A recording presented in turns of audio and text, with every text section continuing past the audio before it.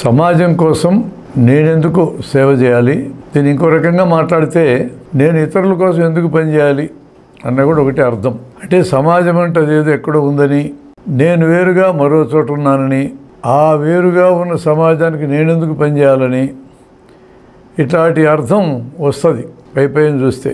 కానీ మనం ఈరోజు మనల్ని హోమోసెపియన్స్ అని పిలుచుకుంటున్నాం.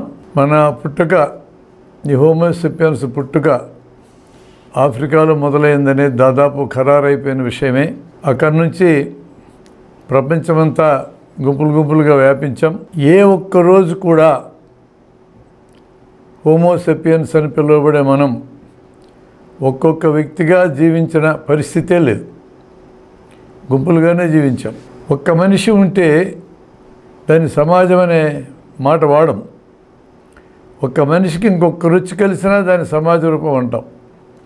అలాంటి సమాజ రూపం మనకి తెలుసు. భార్యాభర్త ఇద్దరూ కలిస్తే ఒక ప్రాథమిక సమాజ రూపం, కుటుంబం అంటాం దాన్ని. వాళ్ళకి పిల్లలు వచ్చి కలిస్తే కొంచెం పెరుగుతుంది కుటుంబం సైజు. ముసలాళ్ళని అటువైపో ఇటువైపో ఇద్దరిద్దరు ఉంటారు కదా, వాళ్ళ నలుగురు నుంచుకోవడమో, ఇద్దరు నుంచుకోవడమో, ముగ్గురు నుంచుకోవడమో, లేదు చనిపోతే ఒకరిని మిగుల్చుకోవటమో, ఇలాంటిది ఏదన్నా చేస్తే ఇంకొంచెం పెరుగుతుంది కుటుంబం. దీని అంతటినీ కలిపి న్యూక్లియర్ కుటుంబం అంటాం. వెష్టి కుటుంబం, భార్య భర్త పిల్లలు, ఒకరిద్దరు ముసలోళ్ళు. ఒకప్పుడు ఉమ్మడి కుటుంబాలు ఉండేవి. చిన్నాన్నలు, పెద్దనాన్నలు, అక్కలు, అన్నలు, వదినలు, మొత్తం పెద్ద గుంపు ఉండేది. ఇప్పుడు చాలా కష్టపడి ఎత్తికినా ఒకటో రెండో కూడా కనపడవు ఇట్లాంటి. అంటే సమాజంలో క్రమక్రమంగా ఉమ్మడి కుటుంబాల స్థానంలో వెస్ట్ కుటుంబాలు వచ్చినాయి. వీటనేమి ఆపే కార్యక్రమమో ఆపాలనో ఇలాంటివి మనం చేయక్కర్లేదు, కానీ వచ్చినాయి అనేది మనం గమనించాలి. ఏమైనా అత్యంత ప్రాథమిక రూపం కుటుంబం, ఇది సమాజం యొక్క ప్రాథమిక రూపం. అత్యంత పెద్ద రూపం ప్రపంచ సమాజం, ఒక 800 కోట్ల మంది. ఈ మధ్యలో దేశ సమాజాలని, దేశంలో రాష్ట్ర సమాజాలు, కుల సమాజాలు, మత సమాజాలు, రకరకాల గ్రూపుల సమాజాలు, ఇన్ని రకాలు ఉంటాయి సమాజంలో. మొత్తం సమాజం అని మనం పిలిచే దాంట్లో. ఇప్పుడు ఈ ప్రశ్నను మనం ఎక్కడి నుంచి మొదలెడదామంటే, నేను ఎందుకు ఇతరుల కోసం పనిచేయాలి అనే ప్రశ్న వేసుకున్నప్పుడు నేను తప్ప అందరు ఇతరులే. ముందు మీ ఇంట్లో మొదలెట్టండి. మీ ఇంట్లో మీ నాన్న, మీ అమ్మ, మీ అక్క, తమ్ముడు, మీ తాత, అవ్వ అందరు ఇతరులే. వీళ్ళందరి కోసం నేను ఎందుకు పని చేయాలని ప్రశ్న వేసుకోండి, ఎట్లుంటుందో చూద్దాం. కానీ ఇప్పటికీ వెస్ట్ కుటుంబాలుగా మారినా కూడా సమాజంలో కుటుంబం అనేది ఒక యూనిట్గా చాలా చోట్ల ఇంకా పనిచేస్తుంది. అంతేకాదు ఒక అద్భుతం కూడా అక్కడ ఉంది, మీరు జాగ్రత్తగా గమనించండి. కుటుంబంలో ఉన్న అందరూ శక్తి కొలది పనిచేస్తున్నారు. ఎక్కువ శక్తి భర్తకో భార్యకో ఉన్నదనుకోండి, వాళ్ళు బయటికి వెళ్ళి సంపాదిస్తారు. ముసలాళ్ళు ఉంటారు, కాస్త శక్తి తక్కువ. ఈ శక్తి తక్కువ ఉండేవాళ్ళు గ్రామాల్లో అయితే ఆ నులక మంచం మీద కూర్చొని తాళ్ళు వెనుకుంటూ కూర్చుంటారు. పట్టణాల్లో అయితే టీవీ చూసుకోవడమో, పిల్లల్ని కాసేపు ఆడించడమో, బయటికి వెళ్ళి కాస్త కూరగాయలు తేవటం ఇట్లా చేస్తుంటారు. అంటే తక్కువ పని, వాళ్ళ సామర్థ్యం తక్కువే, చేసేది కూడా తక్కువే. ఇక కొంచెం ఎదిగిన పిల్ల ఉంటుంది. ఈ పిల్ల పసిపిల్లని ఎత్తుకొని ఆడిస్తూ ఉంటుంది. అసలు ఏం పని చేయకుండా ఎప్పుడు అవకాశం దొరికినప్పుడల్లా ఏడుస్తూ కారణం లేకుండా నవ్వుతూ ఉండేది పసిపిల్ల. ఇదో కుటుంబం రూపమండి. ఈ కుటుంబంలో అందరికంటే ఎక్కువ పని చేసేది భార్యాభర్త, తర్వాత ముసలోళ్ళు, తర్వాత కొంచెం ఎదిగిన పిల్ల, ఏం పని చేయకుండా ఉండేది పసిపిల్ల. కానీ ఈ కుటుంబం తమ తిండిని కానీ వస్తువులను కానీ ఏదైనా కానీ పంచుకునేటప్పుడు అవలంబించే విధానాన్ని గమనించండి. అందరికంటే ముందు పసిపిల్లకి పెడతారు, అవునా కాదా? తర్వాత ఎదిగిన పిల్లకి పెడతారు, అవునా కాదా? ఆ తర్వాత ముసలోళ్ళకి పెడతారు, తర్వాత భార్యాభర్త తింటారు. ఈ రకమైన వనరుల పంపకం ప్రతి ఇంట్లో ప్రపంచవ్యాప్తంగా ఈరోజు కూడా ఉందా లేదా గమనించండి. ఇక్కడ నేను ఎందుకు ఇతరుల కోసం పనిచేయాలి అనేదాన్ని అప్లై చేస్తే ఏమవుతుంది? ఎవడు పని చేస్తే వాడే ఫలితం తినాలనే సూత్రం ఇక్కడ పెట్టామనుకోండి, ఎక్కువ పని చేసినోడు ఎక్కువ తినాలా, తక్కువ పని చేసినోడు తక్కువ తినాలా, పని చేయకపోతే తినకూడదు. భార్యాభర్త బయటకు పోయి పని చేస్తున్నారు, తెచ్చుకున్నది మొత్తం వాళ్ళు తినగా కాస్త మిగిలితే ముసలోడికి పెట్టాలా, ఇంకొంచెం మిగిలితే ఎదిగిన పిల్లకి పెట్టాలా. పసిపిల్లకి అసలు పెట్టకూడదు, పని చేయలేదు కదా. నాకెందుకు ఇతరులతో అనుకుంటే మొదట చచ్చిపోయేది పసిపిల్లలు, తర్వాత ఎడపిల్లలు, తర్వాత ముసలోళ్ళు, ఆ తర్వాత భార్యాభర్త మిగిలారు, నెక్స్ట్ చచ్చేది ఇల్లే. నాకెందుకు ఇతరులతో అనుకుంటే ఎక్కడికి పోతుందంటే చివరికి అందరూ పోతారు, చివరి మనం పోతాం. అందుకే ఈ సమాజం యొక్క పరిణామ క్రమాన్ని కొంచెము మనసు పెట్టి గమనించినా ఏ ఒక్క దశలోనూ సమాజంలో వ్యక్తులు విడివిడిగా లేరు, కలిసే బతుకుతున్నారు. ఈ ప్రశ్నని ఎక్స్టెండ్ చేస్తే ఇంట్లో నుంచి ఇల్లు మొత్తం పోతుంది. ముందు ఇంట్లో నుంచి బయటికి ఎక్స్టెండ్ చేస్తే ప్రపంచంలో ఉత్పత్తి జరగదు. ఇక ఈరోజు ప్రపంచం కుగ్రామం కింద మారింది, చిన్న గ్రామం కింద. ఎక్కడెక్కడో ఉండే జనం ఎక్కడెక్కడ జనం కోసం పనిచేస్తున్నారు. ఈరోజు మనం మాట్లాడుకుంటున్న ఈ సెల్ ఫోన్ యాపిల్ కంపెనీనో మరో కంపెనీనో తయారు చేసింది అనుకుంటున్నాం, కానీ దానికి అవసరమైన కంపోనెంట్స్లో ఉండే రేర్ ఎలిమెంట్స్ ఆఫ్రికా గనుల్లోంచి తయారవుతున్నాయి. ఎంతమందికి తెలుసు మనకి? ఆ గనుల్లో పసిపిల్లలు 12 గంటలు పనిచేస్తూ ఉన్నారు. వాళ్ళకి ఏ హక్కులు లేవు, కేవలం తిండి మాత్రమే పెట్టి పని చేయించుకుంటున్నారు. ఏనాడో అంతరించిపోయింది బానిస వ్యవస్థ అని చెప్పి గప్పాలు కొడుతున్నాం. ఇప్పుడు అమలు జరుగుతుంది బానిస వ్యవస్థ ఆఫ్రికాలో. రేర్ ఎలిమెంట్స్ అని బయటకు తీసే గనుల్లో మనం కళ్ళు మూసుకుంటున్నాం, చూడడానికి నిరాకరిస్తున్నాం. కానీ అక్కడున్న పసిపిల్లలు, వాళ్ళ ఊరి పేరు మనకు తెలియదు, వాళ్ళు కూడా మన అవసరాలు తీరుస్తూ ఉన్నారు. కాబట్టి ఎక్కడో ఉక్రెయిన్లోనో రష్యాకు ఉక్రెయిన్కి యుద్ధం వస్తే అక్కడ తయారయ్యే గోధుమలు 90 దేశాలకు ఎగుమతి అవుతూ ఉంటే ఆ ఎగుమతి చేసుకునే దేశాలన్నీ ఈరోజు ఆహార సమస్యకు ఇబ్బంది పడుతూ ఉన్నాయి. అంటే ఎక్కడో తయారైతే మాకేం ఇబ్బంది అనే పరిస్థితి లేదే. ఎక్కడో ఆయిల్ తయారైతే గల్ఫ్లో ఆయిల్ మన దగ్గరకు వచ్చి మన దగ్గర రేట్లు విపరీతంగా పెరిగిపోతూ ఉంటే, అంటే పెంచుతూ ఉంటే పోనీ దాని ఫలితంగా ప్రతి వస్తువు ధర పెరుగుతూ ఉంటే దానివలన ఏదో 1,00,000-2 లక్షల్లో జీతం వచ్చేటోడికి 1 or 2% జీతాన్ని ఖర్చు పెడితే తిండి దొరుకుతుంది. కానీ రోజుకు 100-200 సంపాదించుకునేటోడు ఆ 100-200లో 70-80 ఖర్చు పెడితే తప్ప తిండి దొరకదు. ఇలాంటి పరిస్థితులు రావడానికి కారణం ఎక్కడో జరిగిన పరిణామాలు ఇక్కడ దాని రిఫ్లెక్షన్స్ వస్తున్నాయి. అంటే ఉత్పత్తి ప్రపంచవ్యాప్తంగా జరుగుతూ ఉంది, పంపిణీ జరుగుతూ ఉంది, వినియోగం జరుగుతూ ఉంది. ఉత్పత్తి వినియోగం ఈ రెండు లేకపోతే మానవజాతి లేదు. ఇక దీన్ని బట్టి ఏమర్థమైంది? మనం ఇతరులతో కలిసే బతుకుతున్నాం. నేను ఒకరిని బతికితే చాలు, ఇతరులు బతకపోయినా పర్వాలేదు అనుకోవడానికి అవకాశం లేని పరిస్థితుల్లో మనం ఉన్నాం. మన కళ్ళెదురుగా ఒక యాక్సిడెంట్ అయిందనుకోండి, యాక్సిడెంట్ అయితే వెంటనే పరిగెత్తుకెళ్తాం అక్కడికి. ఆ యాక్సిడెంట్ అయిన వ్యక్తి అతనికి ఏదైనా సాయం చేయగలమేమోనని. అతను ఎవరో మనకు తెలియదు, మనకి అతనికి బంధుత్వాలు లేవు, స్నేహాలు లేవు. కానీ 10 మంది పరిగెత్తుకొని వచ్చి ఆ సందర్భానికి స్పందించి వెంటనే అతన్ని ఎత్తుకొని పోవడానికి, 108కి ఫోన్ చేయడానికి, అవసరమైతే వెంటనే ఆసుపత్రిలో జాయిన్ చేయడానికి సిద్ధపడుతున్న జనం ఇంకా ఉన్నారు. వాళ్ళని బహుశా పిచ్చోళ్ళని అనుకోవచ్చు కొంతమంది. మరి కొంతమంది ఈ ఎక్స్ట్రీమ్లో కూడా ఉంటారు. యాక్సిడెంట్ అయిందనగానే స్కూటర్ ఆపేస్తాడు, ఆయన తొంగి చూస్తాడు, ఎవరైనా చచ్చిపోయారండి అని అడుగుతాడు. ఎవరు చచ్చిపోలేదంటే ఏం ఇంట్రెస్ట్ లేదానికి, వెళ్ళిపోతాడు మెదలకుండా. ఇలాంటి బ్యాచ్ ఉంది. ట్రైన్ యాక్సిడెంట్ అయితే మనుషులను రక్షించడానికి వచ్చిన గుంపులు పక్కున్నారు. మరోవైపున దెబ్బలు తగిలి అయ్యో అమ్మో అని ఏడుస్తూ ఉంటే వాళ్ళ జేబుల్లో పర్సులు లాక్కున్న వాళ్ళని కూడా మనం చరిత్రలో చూసాం. ఇవన్నీ అసాధ్యాలు కాదు, 2 ఎక్స్ట్రీమ్స్ ఉంటాయి.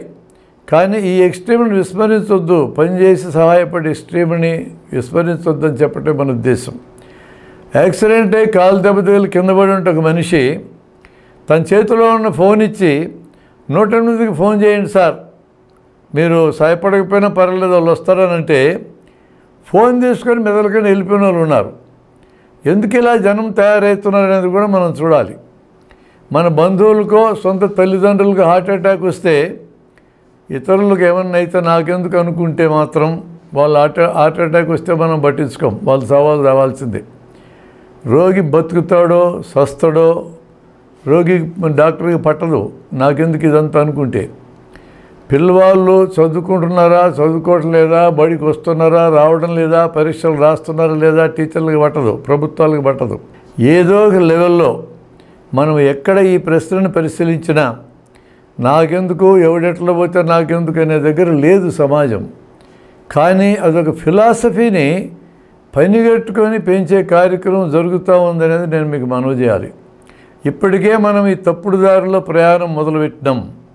సాయం చేసేటోళ్ళు పిచ్చోళ్ళ కింద చూసే పరిస్థితి వచ్చింది. ఈ పట్టించుకోనితనం ఎంత దూరం పోయిందంటే, దేశంలో బ్యాంకులు ఉంటాయి, తినక బ్యాంకుల్లో మనం డబ్బులు దాచుకుంటాం ఇతని అవసరానికి పనికొస్తాయని. మన పర్మిషన్తో నిమిత్తం లేకుండా మన డబ్బుల్ని సాహుకారులకు అప్పిస్తారు. అప్పు ఏమైనా రాజకీయ నాయకులు కొంతమంది చెప్తారు. మనం ఏదన్నా అప్పు తెచ్చుకొని బ్యాంకు నుంచి దాన్ని కట్టలేకపోతే, మనకి ఈఎంఐలు కట్టలేకపోతే నోటీసులు వస్తాయి. కొన్నాళ్ళు కట్టకపోతే కేసులు జరుగుతాయి మన మీద. చివరిగా ఇంటినో వాహనాన్నో ఎతకపోయేదాకా లేదా స్వాధీనం చేసుకునేదాకా నిద్రపోరు. మరి ఈ పెద్ద మనుషులు ఈ 6-7 ఏళ్లలో 18 లక్షల కోట్లు బ్యాంకులకు ఎగ్గొట్టారు ఏమనరాలని. అందులో 8 లక్షల కోట్లు రైట్ ఆఫ్, అంటే రికార్డుల్లో తీసేసినారు. రికార్డులోంచి తీసేసినాం కానీ మేము వసూలు చేయమని చెప్పినామా అని గవర్నమెంట్ అంటుంది. వసూలైన పాతప్పులు పాత బకాయిలు ఎంత అంటే 10%, అంటే 90 వంతులు ఎత్తేసినట్టేగా. 10 వంతులు మాత్రమే వాళ్ళు వసూలు చేయగలుగుతున్నారని అర్థం. ఇలా ఈ డబ్బు ఇక్కడి నుంచి బయలుదేరిపోయి విదేశాలకు వెళ్ళి నల్లధనం కింద మారుతుంది. ఇదివరకు స్విట్జర్లాండ్ ఒకదాని గురించి చెప్పేవాళ్ళం. ఇప్పుడు స్విట్జర్లాండ్ లాంటి 16 వచ్చినాయి. స్విట్జర్లాండ్ చిన్నదైపోయింది. ఇక ప్రభుత్వాల వాళ్ళు పబ్లిక్ ఆస్తులు తెగనమ్మి పారేయడం, ప్రైవేట్ వాళ్ళు బామృతులైనట్టు వాళ్ళకి పంచిపెట్టడం. కరోనా సమయంలో కూడా ప్రభుత్వాల పాత్ర మనం చూసాం. మన దేశంలోనే వ్యాక్సిన్ తయారై 300 కోట్ల డోసులు పోయిన సంవత్సరం జనవరి నెలకే మన చేతులు అందుబాటులోకి వచ్చే అవకాశం ఉంటే దాన్ని వాడుకోకుండా సెకండ్ వేవ్ వస్తే లక్షలాది మంది చనిపోవడానికి దారితీసిన విధాన నిర్ణయాలని ఏమని మనం ప్రశ్నించాలి? 50 లక్షల మంది మరణిస్తే 5 లక్షల మంది అని లెక్కలు చెప్పటాన్ని ఏ విధంగా ప్రశ్నించాలి? ఇట్లా ఏదన్నా మాట్లాడితే నీలాంటోడు నాలాంటోడు, నక్సలైట్లు, అర్బన్ నక్సలైట్లు, తుకడే గ్యాంగులు, దేశద్రోహులు, రాజద్రోహులు, ఉపా చట్టం 124A, NIA, income tax department, enforcement director దిక్కు దివానం లేని వచ్చి కూర్చుంటాయి మన ఎత్తున. ఇవన్నీ చూస్తుంటే ఏమనిపిస్తుంటే, ఒక పక్క ప్రజల్లో సహజమైనటువంటి లక్షణం తోటివారికి సహాయపడటం చూసాం మనం. వలసలు పోయే కార్మికులకు జనం పెట్టారు, ప్రభుత్వాలు పెట్టలేదు. కానీ పెద్ద కేంద్ర ప్రభుత్వమే పట్టించుకోలే, కానీ జనం పెట్టారు. ఏమవుతారు వీళ్ళకిళ్ళు? 2 రకాల జనాన్ని మనం చూస్తున్నాం. ఓ పథకం ప్రకారం పక్కాలను పట్టించుకోకుండా ఉండే కార్యక్రమాలు జరుగుతూ ఉన్నాయి అనేది నాకు అనిపిస్తూ ఉంది. దీనికి అనుకున్న కారణం ఏంటి? ఈ రకమైనటువంటి భావజాలాన్ని పెద్ద ఎత్తున పెంచడానికి ఉన్న కారణం ఏంటి అని ఎతికితే, ఒకసారి మనం ఉత్పత్తి రంగంలోకి వెళ్తే మీకు కారణం దొరుకుతుంది. ఉత్పత్తి చేయాలి అంటే, బాగా జరగాలి అంటే పెట్టుబడిదారులు లేదా పరిశ్రమాధిపతులు జనాన్ని ఉత్పత్తి చేసే కార్మికుల కింద ఆకర్షించాలి. ఒకప్పుడు భూములకి కట్టుబడి ఉన్నటువంటి జనం ఫ్యాక్టరీల్లోకి రావడానికి పెద్ద చరిత్రే ఉంది. 1789లో ఫ్రెంచ్ విప్లవం జరిగినప్పుడు భూస్వాములు రాజుల్ని నరికవతల పడేసి రైతులను విముక్తి చేసి ఫ్యాక్టరీలోకి పట్టుకొచ్చారు. పెద్ద చరిత్ర అది. అంటే పెట్టుబడి పరిశ్రమ బతకాలి అంటే ఉత్పత్తి పెద్ద ఎత్తున జరగాలి. ఉత్పత్తి అంత ఎక్కువ జరిగితే అంతగా వాళ్ళకి లాభాలు వస్తాయి. పని చేయడానికి సిద్ధంగా ఉన్న జనం ఎంత ఎక్కువ మంది ఉంటే అంతగా నిరుద్యోగం పెరుగుతుంది. పని ఇవ్వగా వాళ్ళ సంఖ్యను తీసేస్తే మిగిలిన వాళ్ళందరూ నిరుద్యోగులు అంటారు. నాకు 1000 మంది వర్కర్లు నాకు కావాలి అంటే పని కావాలనుకున్న వాళ్ళు 10,000 మంది ఉండాలి. అలా ఉంటే వాళ్ళని తక్కువ కూలీకి పని చేయించుకోవచ్చు. అట్లా ఎక్కువ మంది జనం కావాలి అంటే పరిశ్రమలు పెట్టిన వాళ్ళు ఏం చేశారంటే, ఈ మతము ఆ మతమని లేకుండా కులానికి అతీతంగా స్త్రీలు పురుషులని కాకుండా ప్రాంతాలకు అతీతంగా జనాన్ని మొత్తాన్ని మా పరిశ్రమల్లో వచ్చి పనిచేయండి, మీకు స్వేచ్ఛ ఉంటుంది, సమానత్వం ఉంటుంది, మేము కూలిస్తాం మీకు మీ పనికి, నీ ఇష్టం వచ్చిన చోట పని చేయొచ్చు అనే పేర్లతో వాళ్ళందరినీ పట్టుకొచ్చాం. అంటే కులం లేదు, మతం లేదు, ప్రాంతం లేదు, లింగం లేదు, మొత్తం జనాన్ని పట్టుకొచ్చాం. అందరికీ పని ఇయ్యం, కొంతమందికి ఇస్తాం. ఇచ్చిన వాళ్ళకి నిజమే జీతాలు వస్తాయి, రాని వాళ్ళందరూ నిరుద్యోగులు అవుతారు. నిరుద్యోగులు ఎంత పెరిగితే అంతగా జీతాలు తగ్గించవచ్చు. అది ఈ రోజుకి కూడా అమలు జరుగుతున్నటువంటి సూత్రమే. ఇక్కడ ఒక విశేషం ఏం జరుగుతుందంటే, ఈ కులాలు మతాలకు అతీతంగా పనిచేయడానికి వచ్చిన జనం కేవలం పని మాత్రమే చేయరు. వాళ్ళు సాధక బాధకాలు మాట్లాడుకొని బాధలు కలబోసుకుంటారు. దీనికి మనకి అత్యంత తాజా ఉదాహరణ నేను చెప్తా. 1990 అక్షరాస్యత కార్యక్రమం మనం నెల్లూరు జిల్లాలో చేసినప్పుడు జన విజ్ఞాన వేదిక బాధ్యత తీసుకొని చేసింది. అక్కడ ప్రభుత్వంతో సహకరించి మనం రాత్రిపూట గంట సేపు చదువు చెప్తే, గంట సేపు చదువుకున్నాక మరో గంట వాళ్ళు బాధలు మాట్లాడుకున్నారు.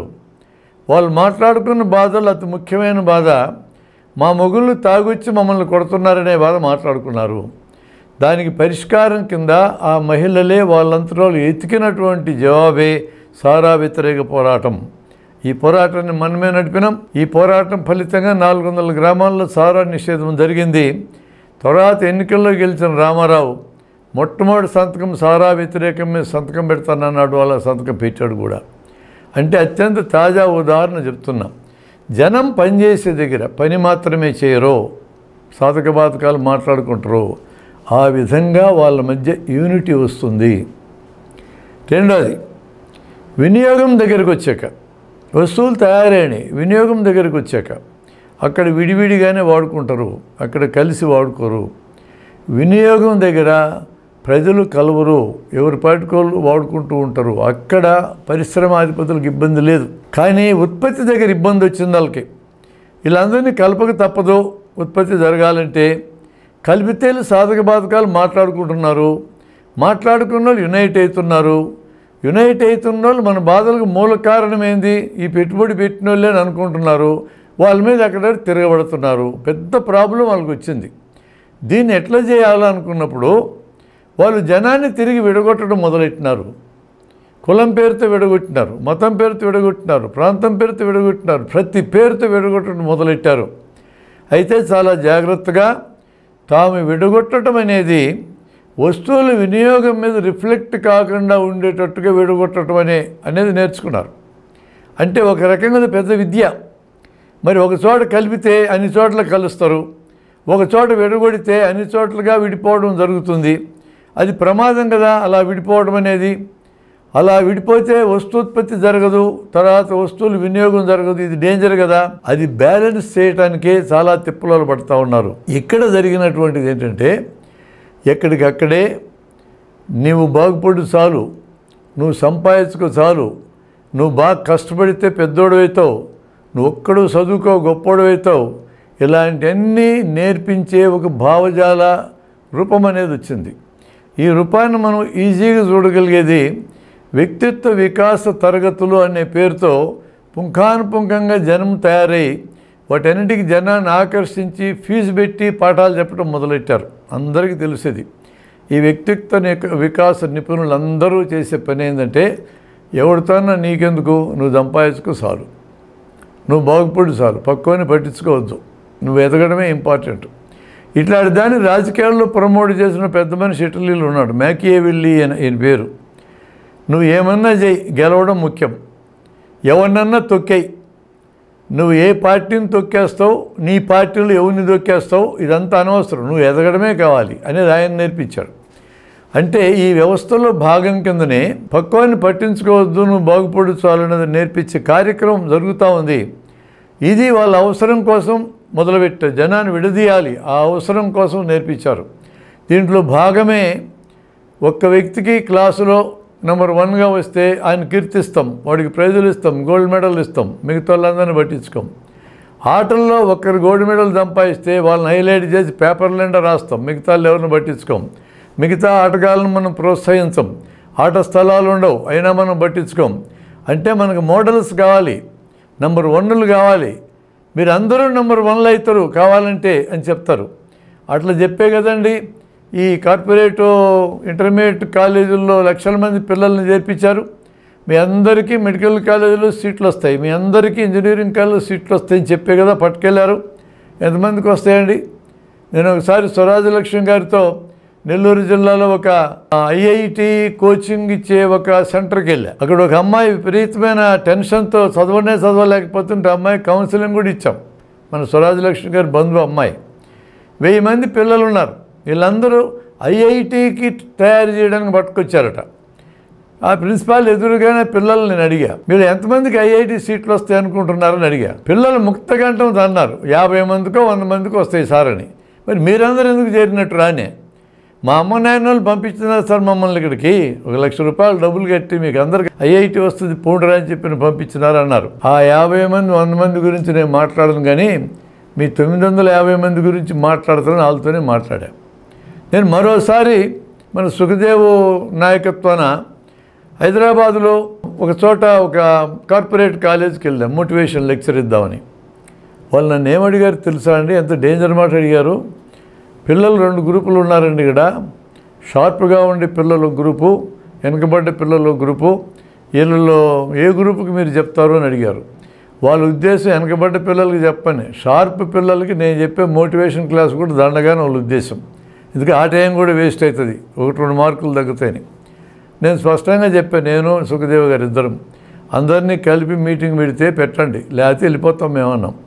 అంటే ఇట్లా విడదీసే కార్యక్రమం అనేది అడుగున వ్యవస్థ చేస్తూ ఉందనేది నేను చెప్పడానికి చెప్పా. అంటే మనం ఆల్రెడీ ఒక పక్క వాళ్ళ కోసం పనిచేద్దామనే ఒక ధోరణి ఉన్నప్పటికీ కూడా మనం పనిచేయకూడదు, మనమే బాగుపడాలి అనే ధోరణి చాలా తీవ్ర స్థాయిలో పెరగడం మొదలైంది. ఆ కంటెక్స్ట్లోనే ఎవడన్నా రక్తం ఇస్తే వాడిని తక్కువగా చూడడం, వాడిని ప్రాణం కాపాడినాడు తక్కువగా ఎట్లా చూస్తామండి? ఏమి ఇచ్చినా తక్కువే వాడికి. ఏ కులమైనా నా కులమడైనా నాకు రక్తం ఇవ్వాలంటే లోపల ప్రాణం పోతుంది. మరి మరో మలుపని సినిమాలో వేజాల సత్యనారాయణ సినిమాలో చూపించాడు. ఓ బ్రాహ్మణు అగ్రకులమాయనకి రక్తం అవసరమైతే కింద కులమాయన ఒక ఆయన ఇచ్చాడు.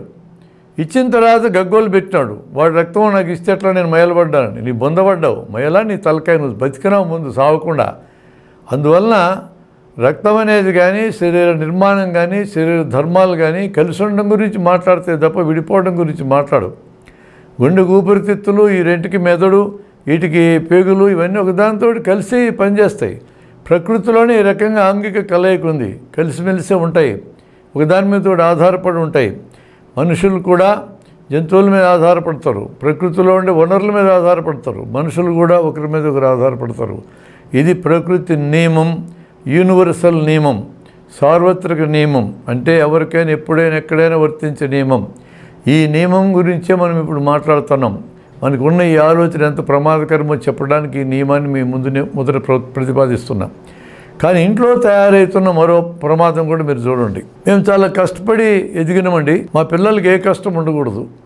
ఇలాంటి తల్లిదండ్రులు చాలామంది చూస్తున్నాం. అతి జాగ్రత్తలు చెప్తారు. బయటికి వెళ్ళగాకు కార్లు వచ్చి మీద పడతాయి అంటే మీ ఇంటి దగ్గర కార్లు వచ్చి మీద పడతాయి, లారీలు వచ్చి మీద పడతాయి. ఇంట్లోంచి గడప దాటి పిల్లల్ని ఏమి నేర్పిస్తాం వాళ్ళకి? పైగా పని కట్టుకొని ఈ పిల్లవాళ్ళు ఎవరన్నా పొరపాటున నా పక్క బెంచ్ వాడికి ఫెయిల్ మార్క్ వచ్చింది, పాస్ కలదండి, అది నీకెందుకై, నీ సంగతి నువ్వు చూసుకో. ఇదంతా ప్రేమే. ఈ ప్రేమని ప్రకటించడం గొప్ప విషయం కింద అనుకుంటున్నాం. అయ్యా తల్లిదండ్రులారా, మీరు బ్రహ్మాండంగా మోటివేట్ చేస్తున్నారు మీ పిల్లల్ని. ఇతరుల గురించి పట్టించుకోకుండా వాళ్ళు మోటివేట్ అయ్యి గోల్డ్ మెడల్లో తెచ్చుకొని అమెరికా వెళ్ళిపోయి, కెనడా వెళ్ళిపోయి, ఆస్ట్రేలియా వెళ్ళిపోయి, అక్కడి నుంచి నీకు రోజు నీ ఫోన్లో మాట్లాడుతుంటారు, వాట్సాప్లో. అబ్బో మా పిల్లలు ఎంత పెద్దోళ్ళారు మీరు అనుకుంటూ ఉంటారు. మీరు చచ్చిపోతే కూడా వాళ్ళు రారు. ఎందుకంటే నువ్వేగా నేర్పించినావు, ఎవడెళ్ళకపోతే నీకెందుకు పట్టించుకోవద్దని అది నీ మీద అప్లై చేస్తారు. నువ్వు ఆస్తులు పోగేసినావు వాళ్ళకి ఇద్దామని. నువ్వు ఎట్లా ఉన్నావు, నువ్వేం ఆలోచిస్తున్నావు, ఏం తింటున్నావు, తినటం లేదు కూడా చూసేంత తీరిక కలగలేదు. పాపం వాళ్ళందరూ తప్పుడోళ్ళని నేను అంటల్లా. వాళ్ళు తప్పుడోళ్ళుగా పెంచిన మనం తప్పుడోళ్ళమే, వాళ్ళు ఎట్ట తప్పుడోళ్ళు అవుతారు? ఏ బాధలు లేకుండా ఉండాలని నా పిల్లలకి పెంచామే, ఏ బాధలు లేకుండా ఉండాలని పెంచడం ప్రేమ కాదండి, అది దగులుబాజీ పెంపకం అంటారు దాన్ని. ఏ బాధ ఎదురైనా సరే జీవితంలో ఎదుర్కొని నేను జీవించగలనని నేర్పించడమే పెంచడం అంటే. అదే ప్రేమ అంటే. దాన్ని తల్లిదండ్రులు తలకెక్కించుకోవడం తగ్గిపోయింది క్రమక్రమేణా అనే విషయాన్ని ఒక్కసారి 95 ఏళ్ల క్రితం గుడిపాటి వెంకటచలం గారు రాసిన బిడ్డల శిక్షణ పుస్తకాన్ని ఒకసారి మళ్ళీ చూడండి. ఈ పుస్తకాన్ని మరలా చేశారు ఓ ప్రచురణ సంస్థ వారు. దాన్ని స్త్రీ అనే దాన్ని రెంటిని కలిపేశారు. 2 గొప్ప పుస్తకాలే. కానీ పాత పుస్తకంలో చివర కొన్ని కథలు ఉన్నాయి, 5 కథలు. పిల్లలు ప్రశ్నలు వేస్తూ ఉంటారు తల్లిదండ్రుల్ని. కొత్త ఎడిషన్లో కథలు తీసేస్తున్నారు, ఎందుకో నాకు తెలియదు. ఆ కథలు చాలా విలువైన కథలు. 95 ఏళ్ల నాటికే తల్లిదండ్రులు దారి తప్పుతున్నారనే విషయాన్ని గుడిపాటి వెంకటచలం గుర్తించి మనకు అప్పుడే గొప్ప పుస్తకం రాసిచ్చాడు. ఆయన రాసిన వాక్యాలు చూడండి. పిల్లల్ని కనడానికి ఏమి శిక్షణ అక్కర్లేదు, కానీ పెంచడానికి శిక్షణ కావాలా. ఈరోజు పిల్లల్ని పెంచడం చేతకాని వాళ్ళందరూ కనడం మొదలుపెట్టారని రాశాడు. ఇదంతా ఇప్పటికీ కూడా మనకు వర్తించేటటువంటి కామెంట్స్ అవి. అంటే ఎవడెలా పోతే నాకెందుకు, సమాజ సేవ నాకెందుకు, ఇతరులు ఏమైతే నాకెందుకు అనే భావజాలాన్ని ఇల్లు మొదట నేర్పిస్తుంది అనేది నా అనుమానం. ఈరోజు ఈ క్రమంలో మనం దేశంలోని అసలైన సమస్యలు మనం పట్టించుకోవట్లా. ఈ సంగతి ప్రభుత్వాలకు అర్థమైంది. అంటే ఎవడెలా పోతే నాకెందుకు అనే ఒక భావజాలం ప్రజలకి ఎక్కించటంలో పరిపాలించటం పాత్ర కూడా ఉంటుంది. ఈరోజు ప్రజలు అసలైన సమస్యలు ఏం పట్టించుకోవాలి? నిరుద్యోగం పట్టించుకోవాలి, ఉపాధి పట్టించుకోవాలి. మధ్యతరగతి చిన్న తరగతి పరిశ్రమలు మూతపడ్డాయి. కరోనా దగ్గర నుంచి దిక్కు లేకుండా. నోట్ల రద్దు 16లో జరిగి తప్పటి నుంచి మన బతుకు దిక్కులేని బతుకైంది. వైద్యం అడ్డగోలుగా ఉంది.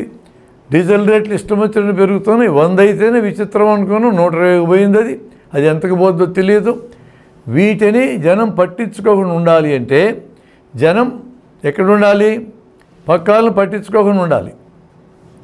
ఆ పని చేయడానికి మతం పేరుతో విడదీస్తారు, కులం పేరుతో విడదీస్తారు. ఎప్పుడో చచ్చిపోయిన ఔరంగజేబు నిద్రలేస్తాడు. అన్ని మసీదులు గుళ్ళు మొత్తం రెక్కలొచ్చి లేస్తాయి. అన్ని మసీదుల కింద హిందూ దేవాలయాలు కూర్చుంటాయి. ముస్లింలు దేశద్రోహులు, టెర్రరిస్టులు అనే పేర్లు వస్తాయి. కాశ్మీర్ అంటే చాలు ఓ టెర్రరిస్టు అనే ముద్ర వస్తుంది. దానికి తగిన సినిమాలు వస్తాయి. కల్బుర్గిని, దబోల్కర్ని, పన్సారేని, గౌరీని, ఆఖరి గాంధీని చంపింది ముస్లిం టెర్రరిస్టులే కదా. వీళ్ళు టెర్రరిస్టులు. ఇది ఏ టెర్రరిస్టులు? వీళ్ళు టెర్రరిస్టులు అన్ని మతాల్లో ఉంటారు మిత్రులారా, మర్చిపోవద్దు. అది ఏ మతంలో టెర్రరిస్టులు ఉన్న వీళ్ళు మానవ జాతికి వ్యతిరేకులు. వీళ్ళు మతాల్లో ఉన్న వాళ్ళు మానవ జాతి వ్యతిరేకులు కాదు. వాళ్ళు మతాలను బట్టి పోతున్నారు, నమ్మారు, పోతారు అంతే. మతాలు ఏ మతమైనా ఉండే హక్కును రాజ్యాంగమే ఇచ్చింది. మతాన్ని అనుసరించే హక్కు, ప్రచారం చేసుకునే హక్కు, ప్రార్థించుకునే హక్కు. దాన్ని నేను క్వశ్చన్ చేయటంలా. మతాల్లో ఉన్న ఉగ్రవాదులను నేను ప్రశ్నిస్తున్నాను. నేను కాదు, ఈ ప్రపంచమంతా ప్రశ్నించాలి. మానవ జాతి గురించి ఆలోచించి ఎవడైనా ఉగ్రవాదులను ప్రశ్నించాలి. వాడు ఎక్కడున్నా సరే, వాడు ముస్లింల్లో ఉన్నా సరే, హిందువుల్లో ఉన్నా సరే, క్రిస్టియన్లో ఉన్నా సరే, ఏ మతంలో ఉన్నా ప్రశ్నించాలి. అది ప్రశ్నించకుండా ఉండడానికి జనానికి నేర్పించాల్సిన విద్య ఏంటంటే ఎవడెట్లా పోతే నీకెందుకు, నేను బాగుపడితే చాలని నేర్పించాలి. ఈ పని పథకం ప్రకారం జరుగుతుందనే దాన్ని నేను మీ దృష్టికి తెస్తున్నా.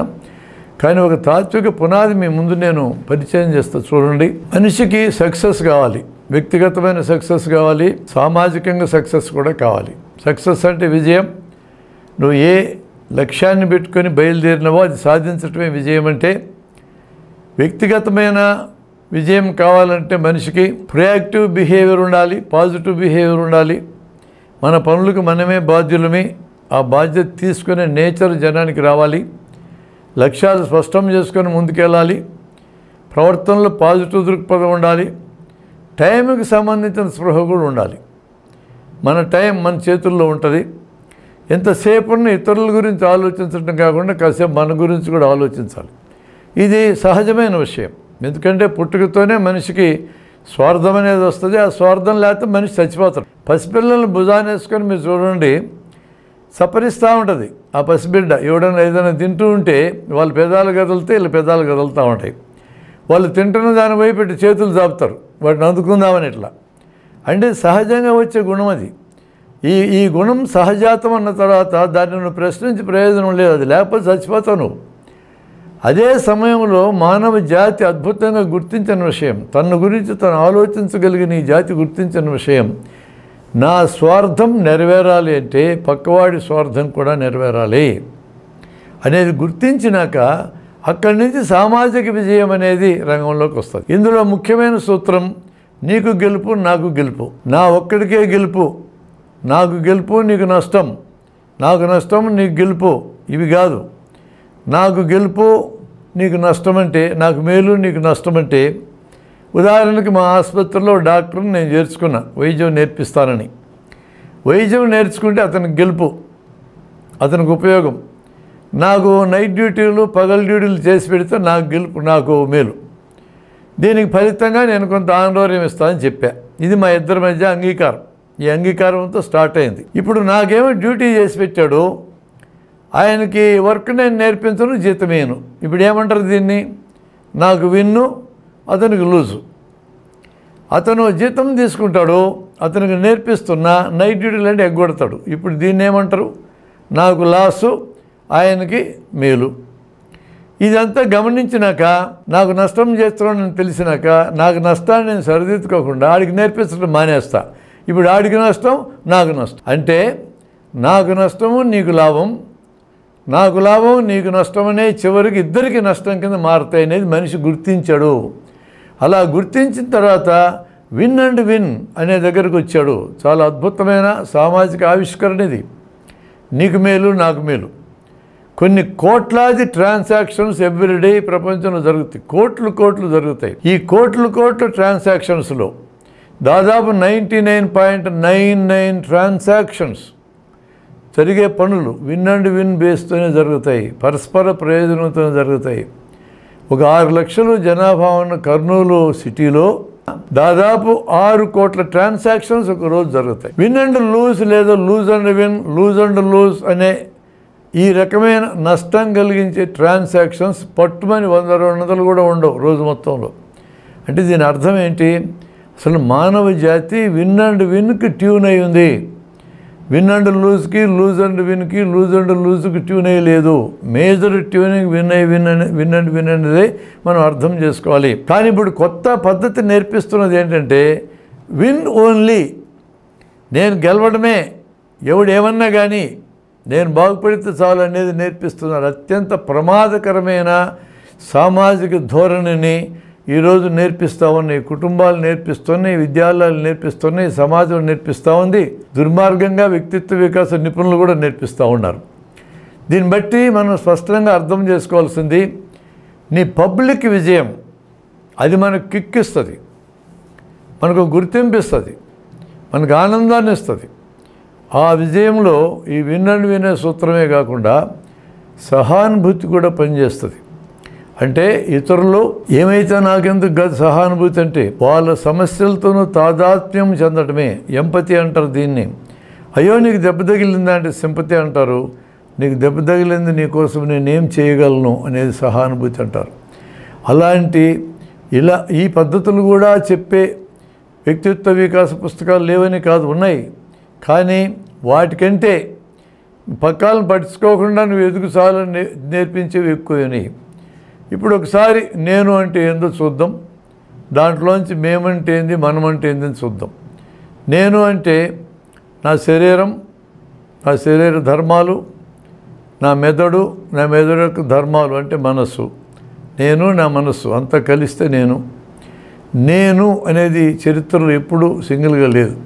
నేను అనేది సింగులర్ నెంబరే, కానీ నేను అనేది ఎప్పుడు మేములోన కలిసి ఉంది, మనములోన కలిసి ఉంది. మేము అంటే నాకు అత్యంత దగ్గర మనుషులు, అంటే నా కుటుంబ సభ్యులు, నాకు అత్యంత దగ్గర స్నేహితులు 1-2 ఉంటారు, లేదా 3-4 ఉంటారు. వాళ్ళతో కలిపితే మేము అనే మాట వచ్చింది. మనము అంటే మన చుట్టూ ఉండే బంధుమిత్రులే కాకుండా, మన కులాల వాళ్ళే కాకుండా, మన మతాల వాళ్ళే కాకుండా, మన దేశం వాళ్ళే కాకుండా ప్రపంచ జనాన్ని అందరినీ కలుపుకుంటే మనము అనే మాట వచ్చింది. నేను అనే దగ్గర మనిషి ఎల్లప్పుడూ ఉంటాడు, అది సహజ సిద్ధం, స్వార్థం, బతకాల. మేము దగ్గర కూడా మనిషి ఎదిగాడు. అందుకే కుటుంబంలో భార్యాభర్త కష్టపడి పనిచేసి అత్యంత పసిపిల్ల ఏం పని చేయడానికి చేతకాని పిల్లలకు కూడా భోజనం ముందు పెట్టారు. కాబట్టి మేము దగ్గరికి మనిషి ఎదిగాడు. ఇప్పుడు మనం చేయాల్సిన పనల్లా మనము దగ్గరికి ఎదిగేటట్టు చేయడమే. ఇది కష్టసాధ్యం, అసాధ్యం కాదు. కష్టసాధ్యం అయ్యేటట్టు ఎవరు చేసినారో మనం చూసాం. పని కట్టుకొని కొంతమంది ఈ పని చేశారనేది మనం గమనించాం. పరిణామ క్రమంలో మనం నేను అనేది ఎప్పుడు సింగిల్గా లేదని చూసాం. సమాజం అనగానే మనం అక్కడ హక్కు ఉంది, విధి ఉంది, బాధ్యత ఉంది.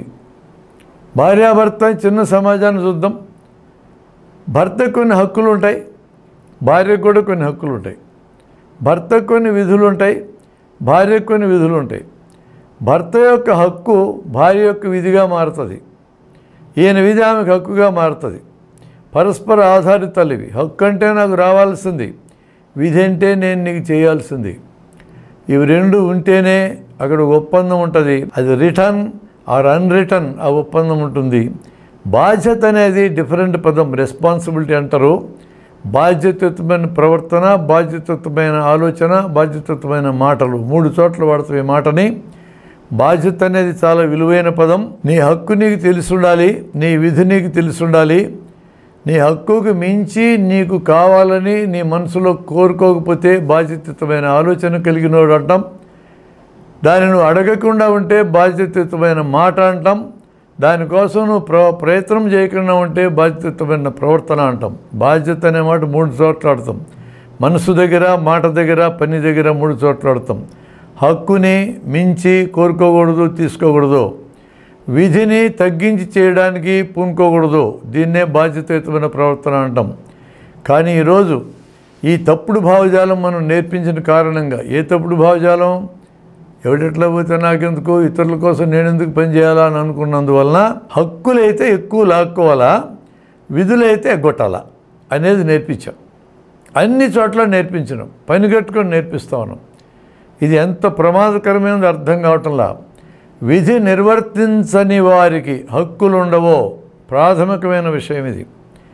జనమందరూ పన్నులు కట్టడం అనే విధి నిర్వర్తిస్తేనే ప్రభుత్వం చేతిలో డబ్బులు ఉంటాయి.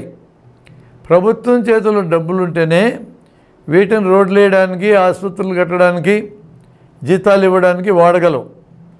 ఇంకా మిగిలితే మింగడానికి వాడుకుంటారు, అది వేరే విషయం. నేను ఆ విషయం దగ్గరికి రావడంలో, ఈ పనికొచ్చే పనులు చేయాలన్నా చేతిలో డబ్బులు ఉండాలి. డబ్బులు ఉండాలంటే ముందు ప్రజలు తమ విధిని నిర్వర్తించాలి, పన్నులు కట్టాలి. అర్థమవుతుందో లేదో కానీ మనకి అత్యంత నిరుపేద కూడా ఇక్కడ పన్నులు కడుతున్నాడు. పరోక్ష పన్నులు 100కి 70 వంతులు. వాడు చొక్కా వాడుకున్నాడంటే చొక్కా మీద పన్ను కట్టాడు. తిండికి బొచ్చ వాడితే బొచ్చ మీద పన్ను కట్టాడు. తిండి మీద పన్ను కట్టాడు. పన్ను కట్టండి ఎవరు ఇక్కడ? అందరూ పన్నులు కడుతున్నారు, పరోక్ష పన్నులు. పేదోడు ధనవంతుడు తేడా లేకుండా. ప్రత్యక్ష పన్నుల దగ్గరికి వచ్చేటప్పటికి ఆదాయం ఉన్నాడు కడుతున్నాడు. ఆదాయం ఉన్నాడు కట్టాలి, కడుతున్నాడా లేదని చెప్పలేను. అందరికంటే ఎక్కువ ఆదాయం సంపాదించుకునేది రాజకీయ నాయకులు. అందరికంటే ఎక్కువ ప్రత్యక్ష పన్ను ఎగదబ్బే దాలే. వాళ్ళ తర్వాత ఆదాయాలు బాగా పొందేటోళ్ళు పరిశ్రమాధిపతులు. వాళ్ళు దొంగ లెక్కలు చెప్పి పన్నులు కట్టుకుని ఉండే దాళ్ళే. మీకు ఉదాహరణ కావాలా? ఎంప్లాయీస్ అందరూ 100కి 30 వంతులు పన్ను కడుతున్నారు. 2 నెలల జీతం పోతా ఉంది పన్ను కింద. కానీ ఒక కార్పొరేట్ యజమాని ప్రపంచంలో 5, 6 అని చెప్పుకుంటాడు. ఆయన కడుతున్న కార్పొరేట్ పన్ను ఎంత తెలిస్తే ఇప్పటికిప్పుడే మోర్చొచ్చి కింద పడతారు. 4% కడుతున్నాడు, 4%. మనం 30 కడుతున్నాం. వీళ్ళే బ్యాంకుల దగ్గర అప్పులు తెచ్చుకుంది లక్షల కోట్లు ఎగ్గొట్టేది. వీళ్ళు పేర్లు చెప్పండి మహానుభావుడు అంటే, పేర్లు చెప్తే అల్లకల్లోలమైతే దేశం అంటున్నాయి బ్యాంకులు. అల్లకల్లోలం అయిద్దంట. పేర్లు కూడా చెప్పరు. దొంగల పేర్లు చెప్పడానికి వీళ్ళకేందో నొప్పి. అట్లా ఉంటుందన్నమాట.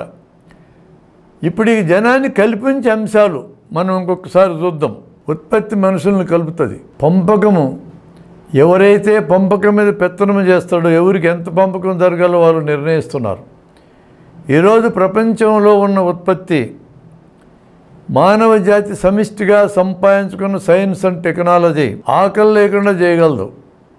అనారోగ్యం అనే పరిస్థితి లేకుండా, రోగాలు వస్తే డబ్బు లేదనే పరిస్థితి లేకుండా చేయగలదు.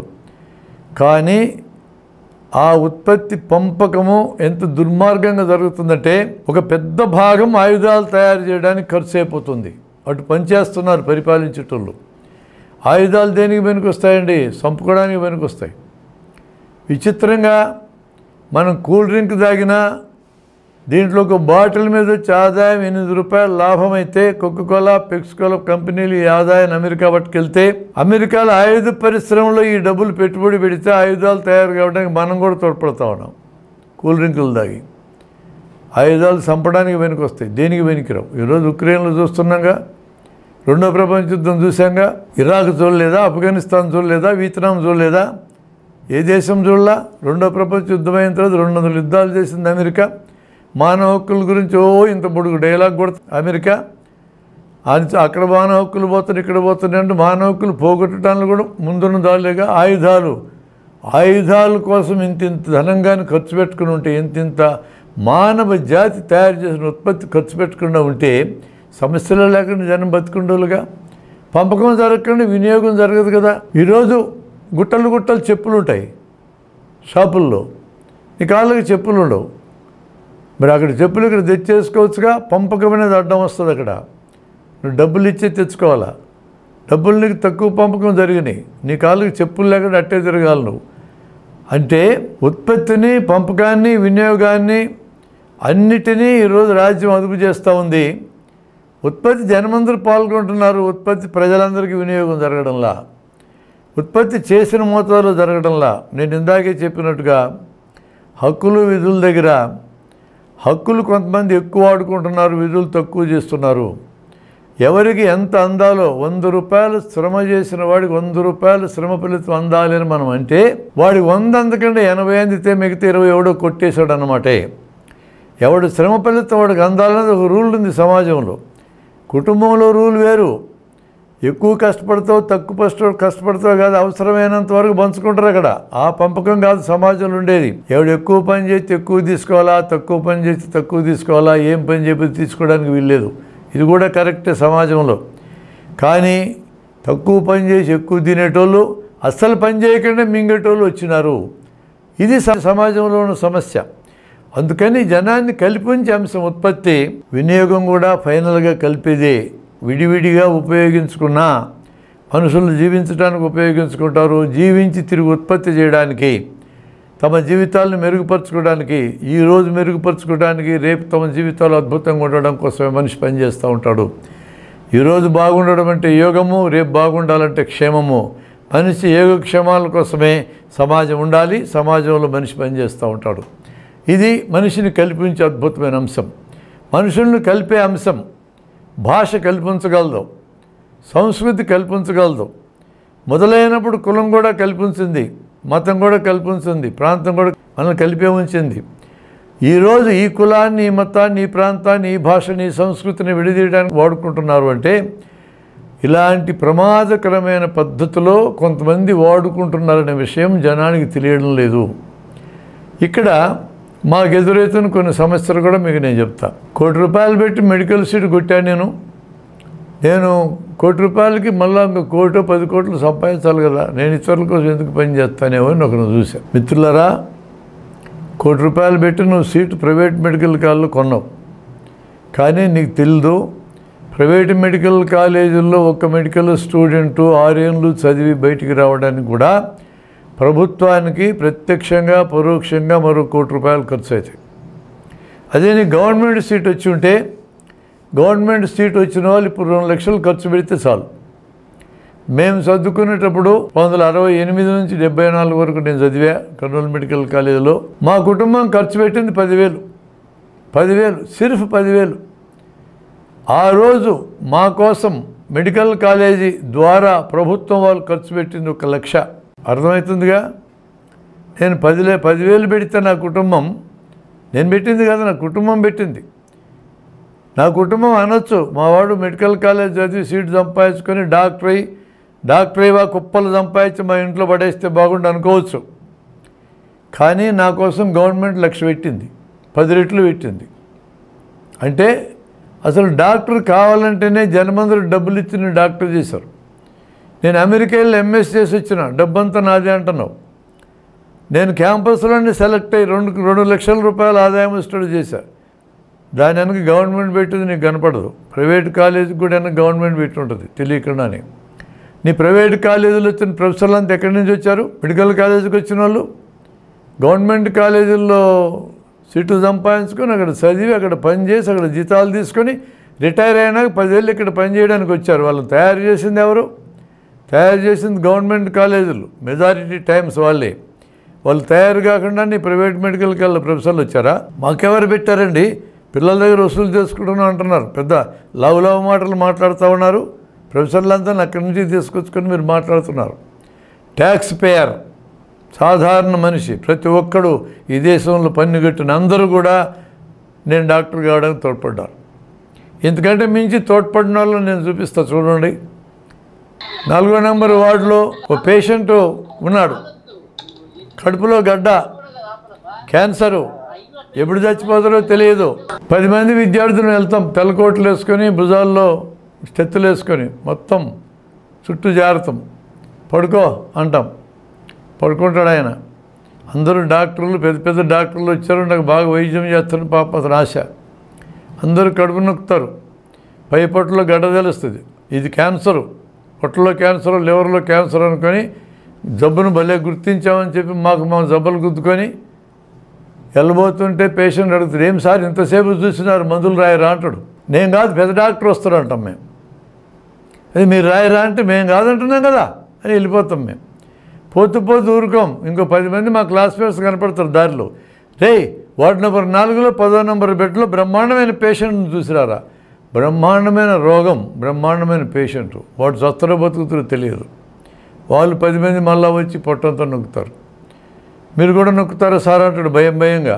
మేము నొక్కద్దా? మేము నేర్చుకునే పని లేదా? నేర్చుకునే పని లేదా? ఆ మాట వినండి జాగ్రత్తగా. నువ్వు రోగాల గురించి నేర్చుకునేది పేషెంట్ల దగ్గర నేర్చుకుంటున్నావు. వాడికి రోగం, సావు బతుకులు, బతుకుతారో సస్తారో కూడా తెలియదు. వాడి ఆపరేషన్ 10 రోజులు జరగాలి. జరగకుండా ఫైనల్ ఇయర్ పరీక్ష రాసే విద్యార్థులకి కేసు అనేది లాంగ్ కేసు కింద పెట్టడానికి పేషెంట్ నుంచితే అన్ని రోజులు గడిచినందుకు వాడికి ఆపరేషన్ చేయడానికి వీలు కాని పరిస్థితి వచ్చి మరణిస్తే వాడి మరణం మాకు చదువు నేర్పించింది. ఎవడెట్లా పోతే నాకు ఎందుకు అంటమైంది?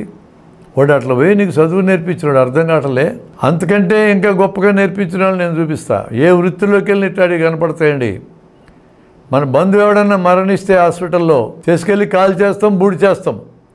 2 కళ్ళు ఇవ్వచ్చు, కార్యాలు అవసరం ఉన్నాడు దొరికితే, గుండె ఇవ్వచ్చు, 2 ఊపిరితిత్తులు ఇవ్వచ్చు, మూత్రపిండాలు ఇద్దరికి ఇవ్వచ్చు, లివర్ ఇద్దరికి ఇవ్వచ్చు.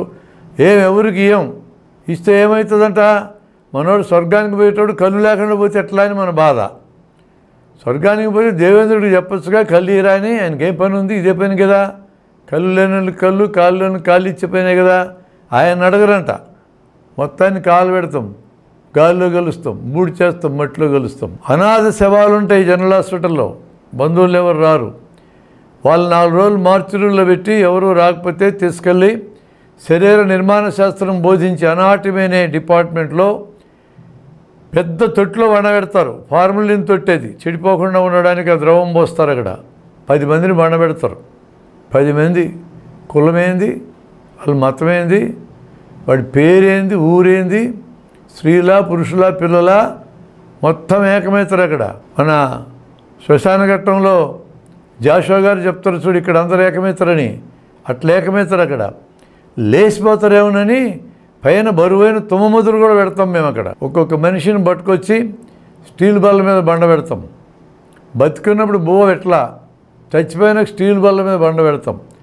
ఈ చేతికి 5గురు, ఆ చేతికి 5గురు, కాలికి 5, 10 మంది, పొట్టకో 10, తలకాయకు 10, మొత్తం 40 మంది చుట్టూ చేరి ఒకడు కోస్తూ ఉంటే, ఒకడు చదువుతూ ఉంటే, మిగతా వాళ్ళందరూ వెనక్కి చేరి వాట్సాప్లో మెసేజ్లు చూసుకుని టిక్కులేస్తూ ఉంటే అది సీన్. అక్కడ అయ్యా ఎవర్రా నీకు శరీర నిర్మాణ శాస్త్రం నేర్పిస్తూ ఉండేది?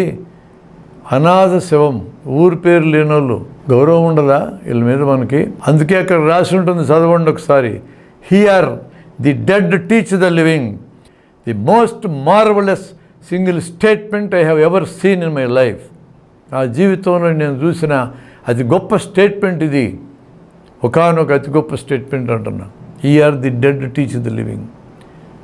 వాళ్ళందరూ కానీ ఎవడెట్లా పోతే నాకెందుకు అనుకుంటే నీకు వైద్యం వస్తుందా? చరిత్ర చూడండి ఒకసారి. ఒకానొకప్పుడు వైద్యం అంతా బ్రాహ్మిన్సే చేసినారు. వాళ్ళ మీద ఏమైనా కంప్లైంట్ లేదు. ఆ రోజు చేసిన వాళ్ళని చెప్తున్నా అంతే. రాజులకు కూడా వాళ్ళే వైద్యం చేశారు. రాజవైద్యులు రాజుల దగ్గరికి వైద్యులు వెళ్ళి ఏమడిగారు తెలుసా అండి? రాజా, నీకు మేము బాగా వైద్యం చేయాలి కదా అన్నారు. అవు చేయాలి మరి, నేను రాజు అంటే విష్ణు అంశ సంభూతుణ్ణి, విష్ణు తర్వాత విష్ణుంతటా నన్ను బతికించాలి కదా, ఆ పని మీదే కదా అన్నాడు. మేము నీకు బాగా వైద్యం చేయాలంటే మాకు బాగా వచ్చి ఉండాలి కదా అన్నారు. నేర్చుకోండి అన్నాడు ఆయన. మాకు బాగా వచ్చి ఉండాలంటే ఎక్కువ మంది రోగుల్ని చూడాలి కదా అన్నారు. అంటే ఆ రోజు నాటికే రోగులు వైద్యం నేర్పిస్తారనేది తెలుసు వాళ్ళకి. చూడండి అన్నాడు ఆయన. ఎక్కువ మంది రోగాలు వచ్చిన వాళ్ళు, పేదలు, అంటరాని వాళ్ళు, ఆ కాలానికి దళితులు కదా, వాళ్ళందరినీ తాకకుండా, వాళ్ళని చూడకుండా, దగ్గర పోయి మాట్లాడకుండా రోగాల గురించి మేమెట్లా నేర్చుకోవాలి రాజా అని అన్నారు వీళ్ళు. అప్పుడు ఆ రాజుకి తెలివి వచ్చి ఏమన్నాడంటే, మీ డాక్టర్లకి అంటరాంతనం లేదు పోరా అన్నాడు. డాక్టర్లకు అంటరాంతనం లేదు, డాక్టర్ కులం లేదు, మతం లేదు, గుర్తుపెట్టుకోవాలి డాక్టర్లు. కానీ ఈరోజు డాక్టర్ల గ్రూపుల్లోనే కుప్పలు మంది కులం గురించి, మతం గురించి మాట్లాడే జనం తయారయ్యారు. బాధాకరమైన విషయం. ఇలాంటిది చరిత్రలో సాధించుకున్నారు. అంటే ఒక చరిత్ర ఉంది, మనం కలిసి బతకాలి అనే దానికి. మనం రోజువారీ వాడుతున్న వస్తువులు మీరు చూడండి, మన ఒంటి మీదే 100 వస్తువులు ఉన్నాయి. ఉదయం 6 గంటలకు నిద్రలేసినప్పటి నుంచి మళ్ళా ఉదయం 6 గంటల దాకా 24 గంటల్లో కొన్ని 100 వస్తువులు వాడుతున్నాం. నిజాయితీగా అనుకుందాం, ఒక్క వస్తువు కూడా మనం తయారు చేసినామా? ఒక్క వస్తువు కూడా మనం తయారు చేయాల. ఎవడెవడో తయారు చేస్తాడు. ఎక్కడెక్కడి నుంచి, ఏ దేశంలోంచి ఎంతమంది కష్టపడితే ఆ వస్తువులు వచ్చినాయో మన అవసరాలు తీరుస్తూ ఉన్నాయి. మనం ఏమంటున్నాం? వాళ్ళందరితో నాకేం పని అంటున్నాం. వాడు ఇచ్చిన సెల్ ఫోన్ వాడుతున్నాం, వాడు ఇచ్చిన గుడ్డలు వాడుతున్నాం, వాడు ఇచ్చిన కంప్యూటర్ వాడుతున్నాం, వాడు ఇచ్చిన తిండి తింటున్నాం, వాళ్ళందరూ ఇచ్చినవి తింటున్నాం. మనం కూడా ఏదో ఒకటి ఇవ్వాలి కదండి. మనకి చేతనైంది మనం ఇవ్వాలి కదా. మనకి చేతనైంది ఏదో ఒకటి ఇవ్వాలా అనేదే సమాజంలో న్యాయబద్ధమైన సూత్రము. ఇదంతా ఊరికొచ్చినా నేను డబ్బులు ఇచ్చినాను కదా అంటున్నారు. మిత్రులారా, డబ్బులు ఇస్తాను ఈ చేతికి, మిగతా వస్తువు లేను, అవి తిని బతుకుతే చూద్దాం చేతనైద్యము. ఏముంది డబ్బులకు విలువ? 2000 రూపాయల నోటు తీసుకుని పాకిస్తాన్కి వెళ్ళు, చిల్లిగా అవుతూ సమానం. తీసుకొని ఏ దేశమని వెళ్ళు, ఇక్కడైతే 2000 రూపాయల విలువ. ఏం కాగితాలకు ఏం విలువ ఉంది? మనం విలువ ఇచ్చినాం. రిజర్వ్ బ్యాంక్ గవర్నర్ మనకు హామీ ఇచ్చినాడు. I promise the bearer of this note to pay the 2000 rupees అని రాసినాడు. కాబట్టి మనం దాన్ని గుర్తించినాం కాబట్టి విలువ. డబ్బులు ఇస్తాం కట్టలు, బతకండి చూద్దాం ఎవడు బతుకుతురో. ఇంకో పరీక్ష కూడా చేయండి ధైర్యం ఉంటే. నీకు అన్ని రకాల వస్తువులు నీ ముందర పెడతాం. ఒక నెల మనుషులు కనపడి ఇక్కడ చేస్తా, నీకు పిచ్చెత్తుకొని ఉండదేమో చూద్దాం. అయ్యా, చుట్టూ మనుషులు ఉంటే, మనలాంటి జనం ఉంటేనే జీవితాలు, లేకపోతే లేదు. శ్రమ లేనిదే వస్తువులకు విలువ లేదు. 2000 రూపాయల నోటు అచ్చు వేయడానికి నాసిక్లో 10 రూపాయలు ఖర్చు అవుతుంది, అంతకంటే కాదు. కానీ 2000 రూపాయలు విలువ ఎట్లొచ్చిందంటే మానవుడి శ్రమ వలన వచ్చింది. ఇది అర్థం కావాలంటే చిన్న కథ చెప్తా వినండి. ఒక ఉద్యోగస్తుడు రోడ్డును పోతూ ఉంటావు, చింత చెట్టు కింద ఒక అమ్మాయి కూర్చొని ఉంది. ఆమె ఎదురుగ్గా ఒక ఇంత కట్ట చింతకాయలు పెట్టుకొని ఉంది. ఈ ఉద్యోగస్తుడు అమ్మాయిని అడిగాడు, ఈ గుట్టకి చింతకాయలు ఎంతకిస్తావు అమ్మా అని.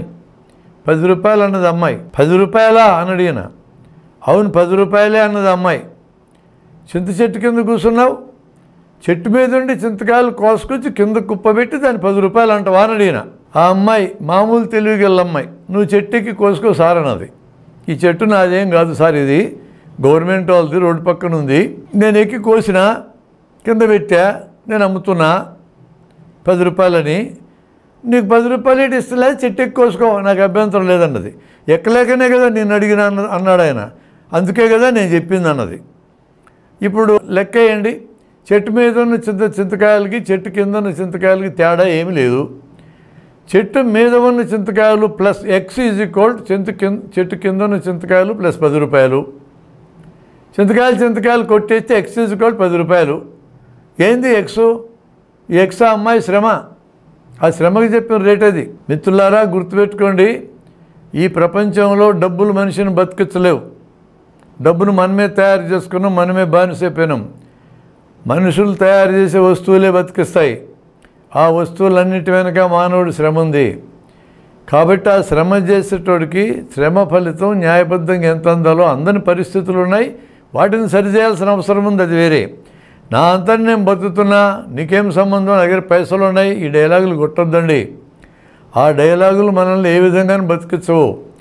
మానవుడు శ్రమ బతికిస్తానని అర్థం చేసుకోండి. అంతేకాదు, శ్రమ చేయగలిగే శక్తి వస్తువుకి జమ అయినప్పుడు శ్రమ రూపంలో వస్తువు, కొత్త వస్తువు వస్తుంది. మట్టి అనే ఒక వస్తువుకి కుమ్మరి, కుండ తయారు చేసే కుమ్మరి తన లోపలుండే శ్రమ చేయగలిగే శక్తిని అందిస్తే సారి అనే సాధనాన్ని వాడుకొని కుండని వస్తువు బయటకు వస్తుంది. ఇతను శ్రమగా చేయగలిగే శక్తి కుండని వస్తువులోకి వెళ్ళిపోయి శ్రమగా మారింది. దానికి అతను రేడి చెప్తున్నాడు. మట్టి అతనికి ఉచితంగా దొరికి ఉండొచ్చు, సారి కొంత ఖర్చు అయి ఉండొచ్చు. శ్రమ చేయగలిగే శక్తి శ్రమగా మారిన టైంలో తన విలువ కంటే ఎక్కువ విలువని తయారు చేస్తుంది. ఆ విలువ పేరు సర్ప్లస్, మిగులు శ్రమ అంటాము దాన్ని. మిగులు శ్రమలోంచి మిగులు ఉత్పత్తి వస్తుంది. మిగులు ఉత్పత్తిలోంచి మిగులు సంపద వస్తుంది.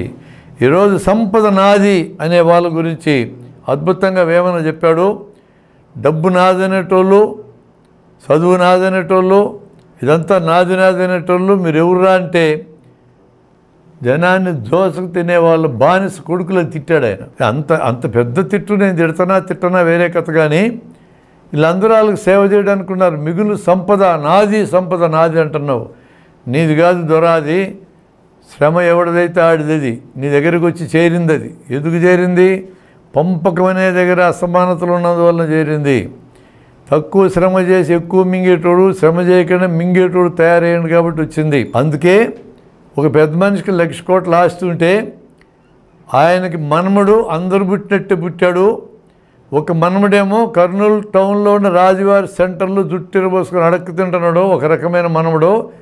ఒక రకమైన 1,00,000 కోట్ల ఆస్తులున్న పెద్ద మనిషి యొక్క మనవడు పుట్టగానే 14 కోట్ల యజమాని అయ్యాడు. వారసత్వంగా ఆస్తి ఇచ్చే ఒక దుర్మార్గం సమాజంలో ఉన్నందుకే ఇటు జరుగుతూ ఉంది. ఇది పెద్ద సామాజిక సమస్య. ఈ సామాజిక సమస్యని దాన్ని అలానే పెంచి పోషించే మానసిక దృష్టి ఎవడెట్లా పోతే నాకెందుకనేది. ఎవరైనా ఎంతకు అర్హులు? నా శ్రమశక్తికి ఎంత ఫలితం రావాలో అంతకు నేను అర్హుడిని. 100 రూపాయలు శ్రమ చేసి 100 రూపాయల ఫలితం నాకు రావాలి.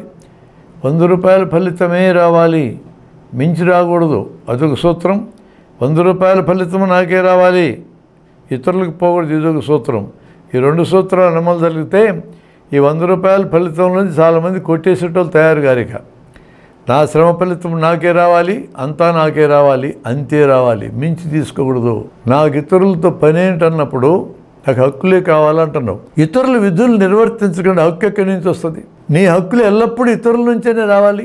నీ హక్కులు నెరవేరడం ఎల్లప్పుడూ ఇతరుల నుంచి అన్నప్పుడు విధుల సంగతి పట్టించుకోకుండా హక్కులే కోరుకుంటే అసలు ఈ సమాజం నడుస్తుందా? మనం తల్లి గర్భంలో 10 నెలలు ఉండి వచ్చాం. ఏమడిగింది నిన్నామే? 10 నెలలు నేను మోసింది. కన్న తర్వాత కాన్పే ఒక సాగు బతుకుల సమస్య. కన్న తర్వాత ఒక 10 నెలలు పాలిచ్చి పెంచింది. పుట్టగానే ఏమొచ్చు మనకి? పేరమని ఆడవడం తప్ప. తల్లి నుంచో కనము, తండ్రి నుంచో కనము కలిసి జైగోటుగా ఫామ్ అయినాం. జైగోటుగా ఫామ్ కాకముందు కోన్కిస్గా గొట్టంగాలో మనం అందరం. ఎవరు మనం? ఎవడికి తెలుసు ఎవరమో? ఎవడికి తెలియదు. అది కలవగానే జైగోట్ అయినాం. జైగోట్ అయినాక మన జీవితం అక్కడ స్టార్ట్ అయింది.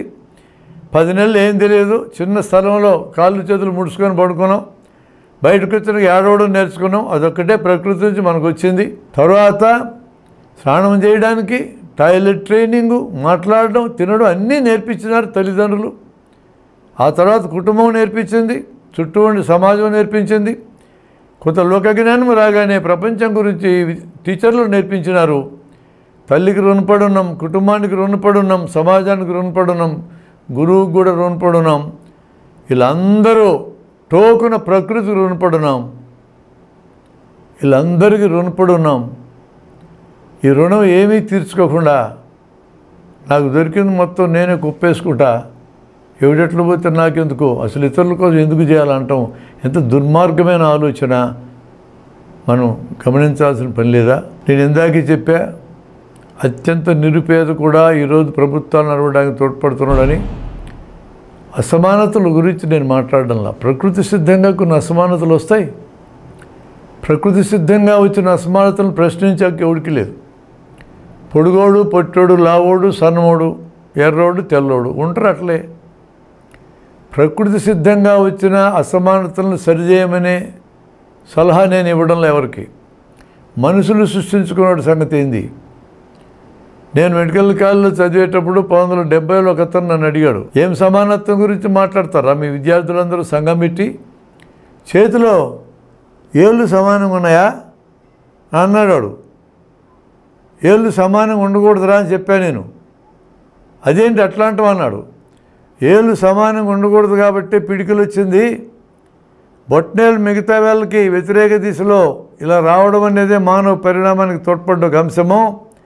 ఇవి ఇట్లున్నందుకే పిడికిలు వచ్చింది నాయన అని చెప్పా.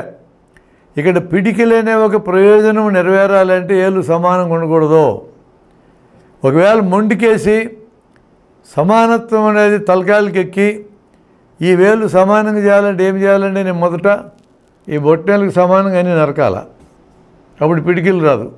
పోనీ మధ్య వేలకు సమానంగా అని సాగబెక్కాల, అప్పుడు పిడికిలు రాదు. పిడికిలు రావడం అనే పర్పస్ నెరవేరదు సమానం చేస్తానంటే. అక్కడ ఈ ప్రకృతి సిద్ధమైన సమానాన్ని మనం క్వశ్చన్ చేయకూడదు. కానీ ఇక్కడ ఒక విచిత్రం ఉంది.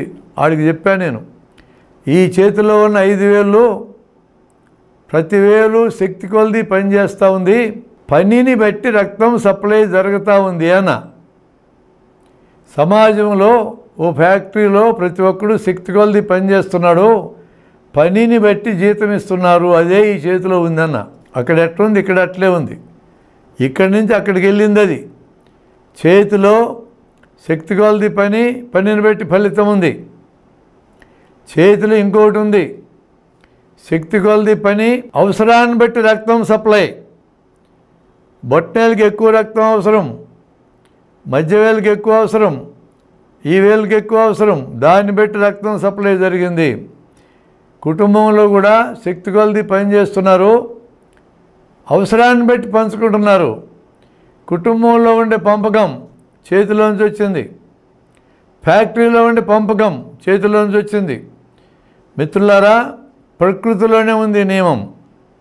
ప్రకృతిలో ఈ నియమం, అసమానత్వం అనే నియమం ఉంది ఓ పర్పస్ కోసం. అవసరాన్ని బట్టి పంపకం, పనిని బట్టి పంపకం ప్రకృతిలోనే ఉంది. అది ఇక్కడ సమాజంలో ఉంది, ఇంట్లో ఉంది. ప్రకృతిలో ఉన్నదాన్నే మనం చెప్తున్నాం, ప్రకృతిలో లేని దాన్ని మనం మాట్లాడడం. అందుకనే ప్రకృతిలో వచ్చిన అసమానతల గురించి ఎవడో ప్రశ్నించకూడదు, వాటిని స్వీకరించాలి. 3 రకాల సమస్యలు మనకు ఎల్లప్పుడూ ఎదురవుతుంటాయి. మొదటి రకమైన సమస్య, అవి ఉంటాయి, ఆకలి ఉంది, దప్పిక ఉంది, తీరుస్తాం, మనం చేయగలిగే పని తీరుస్తాం, మళ్ళా 12 గంటలకు మళ్ళీ పుడతాయి. అవి ఉన్నాయి అంట. వాటిని ప్రకృతిలో సహజ సిద్ధంగా ఉన్న సమస్యలు ఇవి. మనిషి ఎల్లప్పుడూ ఎదుర్కొంటూ ఉంటాడు. ఆకలి అయితే తింటాడు, మళ్ళీ ఆకలి అయితే తింటాడు, చచ్చిపోయేదే తింటానే ఉంటాడు, ఆకలి అయితేనే ఉంటుంది. వీటిని తీరుస్తూ ఉండడమే ఆన్సరు, ఇంకా ఆన్సర్ లేదు. ఈరోజు వీటిని తీర్చాలన్నా కూడా మనుషులకి పంపకం జరిగిన ఆదాయాల్లోంచి సమస్య వస్తుంది. ఒక్క పూట మాత్రమే తిండి ఉండి 2 పూట లేనోళ్ళు ఈ దేశంలో 25 కోట్ల మంది ఉన్నారు కనీసం. ఇది అన్యాయమైన విషయం. ఇవి ప్రకృతిలో వచ్చే 2వ రకమైన సమస్యలు, భూకంపాలు, వరదలు, సునామీలు. ఇవే మనదేమో వస్తాయి. అవి ఈరోజు మనిషికి విజ్ఞానం పెరిగినాక అవి ముందుగా వస్తాయని గుర్తించగలిగే ఒక జ్ఞానం మనకు వచ్చింది. గుర్తించినప్పుడు ఈ విజ్ఞానాన్ని ఆధారంగా వాటితో తక్కువ నష్టంతో బయటపడేది ఎలా, వాటిని తప్పించుకొని దూరం పోయేది ఎలా అనేది నేర్చుకోగలం. ఇవి 2 ప్రధానమైన సమస్యలు కాదు ఈరోజు మనిషికి ఉన్న వాటిల్లో. మనం కొని తెచ్చుకున్న సమస్యలు చాలా పెద్దవి. పొగ తాగుతాం, సరాయి తాగుతాం, మూఢనమ్మకాలు, కులం పేరుతో, మతం పేరుతో, ప్రాంతం పేరుతో, పరిపాలన పేరుతో, రాజకీయాల పేరుతో, రకరకాల పేర్లతో మనం తెచ్చుకున్న సమస్యలు ఈరోజు మనిషి అనుభవించే సమస్యల్లో 100లో 95 పైనవే ఉండేది. ఒక రకమైన మనిషే సమస్య తెస్తాడు, మరో రకమైన మనిషి పూనుకుందని వదిలించాలి. వదిలించకపోతే మానవ జాతి అంతరించి పోతుంది. ప్రకృతి మనకు సహాయంగా ఉంది. శరీరంలో అవయవాలు సహకరించుకుంటున్నాయి, శక్తి కొలది పనిచేస్తున్నాయి, అవసరాన్ని బట్టి పనిని బట్టి ఫలితాన్ని పంచుకుంటున్నాయి, ఎనర్జీని పంచుకుంటున్నాయి. ఇప్పుడు నేనెందుకు పని చేయాలనే క్వశ్చన్కి నేను వైద్యం నుంచి ఒక ఉదాహరణతో మీకు చెప్తా. నేను నా దగ్గరికి ఒకరోజు విరేచనాల రోగంతో రోగి వచ్చాడు. విరేచనాలు అంటే మా దగ్గర బేదులని పిలుస్తాం, డయేరియా. పేదవాళ్ళ ఉన్నాడు. సార్ నీకు ఫీజు ఇవ్వలేని అన్నాడు. సర్లేవా నువ్వు ఒక్కటి ఫీజు ఇవ్వలేదు, ఏమైంది? జన్మే కదా మమ్మల్ని బతికిస్తూ ఉన్నారు, జన్మే మమ్మల్ని బతికిస్తూ ఉండేదని చెప్పా. ఫీజు లేకుండా నీ విరేచనాలకి ఈ మందులు ఆడని మందులు రాసి ఇచ్చా తెల్లగాయితం మీద. ఇటు తిప్పుతున్నాడు కాగితాన్ని. ఏందా తిప్పుతున్నావు అన్న? ఎంత అవుతుంది సార్ ఈ మందులంతా అన్నాడు. ఒక 200 కావచ్చు అన్న. 200 లేవే నా దగ్గర అన్నాడు. వాడు స్వాగతం చెప్పుకోవాల్సింది బయటకు అన్నాడు. నేనేం చేస్తానండి? ఈ డాక్టర్లు ఎవరన్నా డబ్బులు లేవు నా దగ్గర అంటే పేషెంట్ల జేబుల్లో డబ్బులు పెట్టేటోళ్ళ? ఎవరైనా ఉన్నారా డాక్టర్లు? ఉన్నారేమో ఎక్కడన్నా ఒకటారా? ఎక్కువ మంది డాక్టర్లు అట్లా ఉండరు. నీ జేబు బరువు ఎంత చూసి ఎంత బీక్కోవడానికి వీలు ఎంత చూస్తుంటాం మేము. జనరల్గా డాక్టర్లు అట్టే ఉంటాం. వ్యాపారం అంతా వ్యాపారం, ఇది ఒక వ్యాపారం. మరి నేనేం చేయమంటావు అన్న? నువ్వు ఏమైనా చేయమని కాదులే సారు, నా పరిస్థితి అన్నాడు. ఇక వాడు మందులు కొనలే. ఈ కాగితం తీసుకెళ్ళి సైడ్ కాలువలో పారేశాడు. వాడు విరేచనాలు తగ్గలేదు. వాడు ఇంటి ముందు కూర్చున్నాడు. ఈ మధ్యనే గవర్నమెంట్ సైడ్ కాలువలు బ్రహ్మాండం కట్టిస్తే అటో కాలు ఇటో కాలు వేసి దాన్నే లెట్రిన్ కింద భావించి కూర్చున్నాడు. ఎదురింటోడు ముందు పక్కింటోడు ముందు కూర్చున్నాడు. ఆ మలమూత్రాల మీద ఈగలు వాళ్ళని, మలమూత్రాల మీద వాళ్ళని ఈగలకి ధనవంతుడెవడో, పేదోడెవడో, కలెక్టర్ ఎవడో, వీళ్ళ మంత్రోతి ఎవడో, రాజకీయ నాయకుడు ఎవడో, మంత్రి ఎవడో, ప్రధానమంత్రి ఎవరో, దేశాధ్యక్షుడు ఎవరు తెలియదాటికి పాపం అందరి ఇళ్ళకి వచ్చినాయి. అందరి ఇళ్ళల్లో అన్నం మీద, మంచినీళ్ళ మీద వాళ్ళని, మూతుల మీద, చేతుల మీద వాళ్ళని, ఆ వీధి మొత్తం విరేచనాలు పట్టినాయి. ఇప్పుడు చెప్పు, వాడికి రోగం వస్తే నాకెందుకన్నా, ఇప్పుడు నీకు వచ్చింది. చూడలేదా అండి కరోనాలో మనం? ఆడికి ఎవడికో కరోనా వస్తే నాకెందుకు అనుకున్న వాళ్ళందరూ పండుకోలే హాస్పిటల్లో. మరి ఇట్లాంటి జబ్బులు వచ్చి చెప్తూ కొట్టినా కూడా మనకు బుద్ధి రాతి ఏమనాలా? ఇతరుల కోసం నేను ఎందుకు పని చేయాలంటున్నావు? ఆ ఇతరులందరూ నీ కోసం పనిచేయాలి, నువ్వు మాత్రం ఇతరుల కోసం పని చేయకూడదు. మనిషికి సహసిద్ధంగా కొన్ని జీవిత ఆకాంక్షలు ఉంటాయి. నేను కాదనడంలా. బతకాలనుకుంటాడు, బాగా బతకాలనుకుంటాడు, ఎదగాలనుకుంటాడు, గుర్తింపు రావాలనుకుంటాడు. ఇవన్నీ సహజాకాంక్షలు. నువ్వు లేకపోతే మనిషి ఉండడు. నేను వీటిని తప్పట్టంలా. డబ్బు అసలు వద్దని కూడా నేను చెప్పటంలా. ఎంత డబ్బు కావాలనే దగ్గరే క్వశ్చన్ అంతా. డబ్బు వద్దని అంటే ఎట్లా కుదురుతుంది? కుదరదు. మనిషికి ఆశ అనేది ఉంటుంది. ఆశ పోతే మనిషి చచ్చిపోతాడు. బతకాలనే అనే కోరిక, తిండి దొరికితే చాలు, నీళ్ళు దొరికితే చాలు, ఇల్లు దొరికితే చాలు అంటాడు. అవి దొరికినాక అక్కడ ఉంటాడు ఆ మనిషి. మంచి ఇల్లు దొరికితే బాగుండు, మంచి తిండి దొరికితే బాగుండు అని అంటాడు. అవి దొరికినా కూరుకుంటాడా? ఒక 7-8 గదులు ఇల్లు వస్తే బాగుండే అనుకుంటాడు. అట్లా అనుకొని ఒక ఆయన 600 గదులు ఇల్లు కట్టించుకున్నాడు.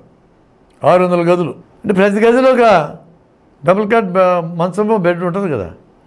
ఆయనకు ఒకవేళ పొరపాటున కోరిక కలిగి ప్రతి మంచం మీద నేనే వండుకోవాలా తెల్లరేదాకా అనుకుంటే ఏం చేయాలి మనము? నిమిషానికి ఒకసారి బెడ్ మార్చాలా, నిమిషానికి ఒకసారి మార్చాల్సి వస్తాయి. గుర్తింపు రావాలనేది కూడా ఉంటుంది మనిషికి కోరిక. ఆ గుర్తింపు నీకు నువ్వు ఇచ్చుకునే గుర్తింపు ఒకటి ఉంటుంది, ఇతరులు నీకు ఇచ్చే గుర్తింపు ఉంటుంది. ఇవన్నీ సహజ ఆకాంక్షలు. సహజ ఆకాంక్షలు వదులుకోమని నేను చెప్పటంలా. సొంత లాభాన్ని అంతా వదులుకోవడం మనిషి చస్తడు. గురిజాడ గారు చెప్పినట్టు సొంత లాభం కొంత మానుకో అని మాత్రమే మనం అనొచ్చు. కొంత ఎందుకు మానుకోవాలంటే, కొంత మానుకుంటే నీకు వచ్చే నష్టమే లేదు. ఆ కొంత మానుకోవడం నీ విధి. నీకు 90 వంతులు నువ్వు వాడుకొని 10 వంతులు ఇతరులకు ఇస్తే నీకు 90 వంతులు మిగిలింది కదా. 10 వంతులు ఇస్తే చాలు, 90 వంతులు నీకు వస్తుంది. ఎందుకంటే శ్రమశక్తి శ్రమగా మారేటప్పుడు తన విలువ కంటే ఎన్నో రెట్లు విలువను తయారు చేస్తుంది. కాబట్టి నువ్వు అంతా మానుకోవాల్సిన అవసరం లేదు. చట్టబద్ధంగా నేను బతుకుతాననే వాళ్ళు ఉన్నారు. చట్టబద్ధంగా బతికే ఒక ఎంపీ గారు 2000 కోట్లు ఎగ్గొట్టాడు. చట్టబద్ధంగా ఎగ్గొట్టాడు. ఆయన రోజు నీతులు చెప్తాడు. ఇటువంటి వాళ్ళు చాలామంది ఉన్నారు ఇప్పుడు భూమి మీద. చట్టబద్ధంగా బతకటం వేరు, న్యాయబద్ధంగా బతకటం వేరు. న్యాయబద్ధంగా బతకటం అంటే మనుషులు మొత్తం ఒక యూనిట్ అనుకున్నప్పుడు మనుషులు ఎవరికి నష్టం చేయకూడదు. నువ్వు జీవజాలం అంతా ఒక యూనిట్ అనుకుంటే జీవజాలానికి నువ్వు నష్టం చేయకూడదు. ఈ భూమి అంతా ఒక యూనిట్ అనుకుంటే భూమిలో ఉండే పర్యావరణానికి నష్టం చేయకుండా బతకటం నేర్చుకోవాలి. పర్యావరణానికి నష్టం చేయకుండా బతకటం నేర్చుకోవాలి. వీలైనంత వరకు జీవజాలానికి నష్టం చేయకుండా బతకటం నేర్చుకోవాలి, తోటి వ్యక్తికి కూడా నష్టం చేయకుండా బతకటం నేర్చుకోవాలి. అలా నేర్చుకోవడం న్యాయబద్ధంగా బతకటం అంటాం. ఇందుకోసం ఏం చేయాలి అని అన్నప్పుడు నాలెడ్జ్ భాగం ఉంటుంది, ఇందులో స్కిల్ అనే భాగం ఉంటుంది. నాలెడ్జ్ భాగం మొదట ఎక్కించాలి మనం. ఇప్పుడు ప్రజలకి వాళ్ళకున్న పరిస్థితి ఏంటంటే, ఇప్పుడు మనం మాట్లాడుకున్న విషయాలు చాలామందికి ప్రజలకి తెలియవు. తెలిసిన వాళ్ళు కొంతమంది ఉన్నారు. అసలు మానవుడి సమస్యలకు మూల కారణాలు తెలిసిన వాళ్ళు ఉన్నారు, తెలియని వాళ్ళు కూడా ఉన్నారు. తెలియని వాడు ఏమనుకుంటున్నాడు, దీనికి కారణం మన బతికింతే అనుకుంటున్నాడు, లేదా మన కర్మ అనుకుంటున్నాడు. ఇదంతా భగవంతుడు చేసినాడు, ఇట్లా మనం ఎప్పుడో పాపం చేసి ఉంటాం అని అనుకుంటున్నాడు. అయ్యా ఒక్క మాట వినండి, ఇది భగవంతుడికి సంబంధించిన విషయాలు కాదు. భగవంతుని నమ్ముతారా నమ్మరా మీ సొంత విషయం. ఇదంతా మనుషులు చేసిన పనులు. భగవంతుడికి ఎప్పుడు మీకు ప్రాబ్లం రాదు. ఏం ప్రాబ్లం వచ్చినా మనుషులతోనే వస్తుంది. పరిష్కారం కూడా మనుషుల ద్వారే కావాలి. అనవసరంగా భగవంతుని ఎత్తుని పెట్టాల్సిన అవసరం లేదు. మన తోటి జనమే ఈ సమస్యలకు కారణం. పరిష్కారం కూడా జనాన్ని కలుపుకొని చేసుకోవాలనే నాలెడ్జ్ భాగం మొదట అందాలి. స్కిల్స్ భాగంలో అతి ముఖ్యమైన స్కిల్స్ మనం అందించాల్సిందే. అవి అందించాల్సిన చోటు నాకున్న స్పష్టమైన అభిప్రాయం, ఇల్లు అందించాలి. ఇల్లు అందించడం మానేసి చాలా రోజులైంది. తప్పుడు రకమైన స్కిల్స్, తప్పుడు రకమైన నాలెడ్జ్ ఇవ్వటం మొదలుపెట్టింది ఇల్లు. అందుకనే ఈ మధ్య పెళ్ళిళ్ళు అవుతున్న వాళ్ళకి నేను బిడ్డల శిక్షణ పుస్తకం ఇస్తున్నా.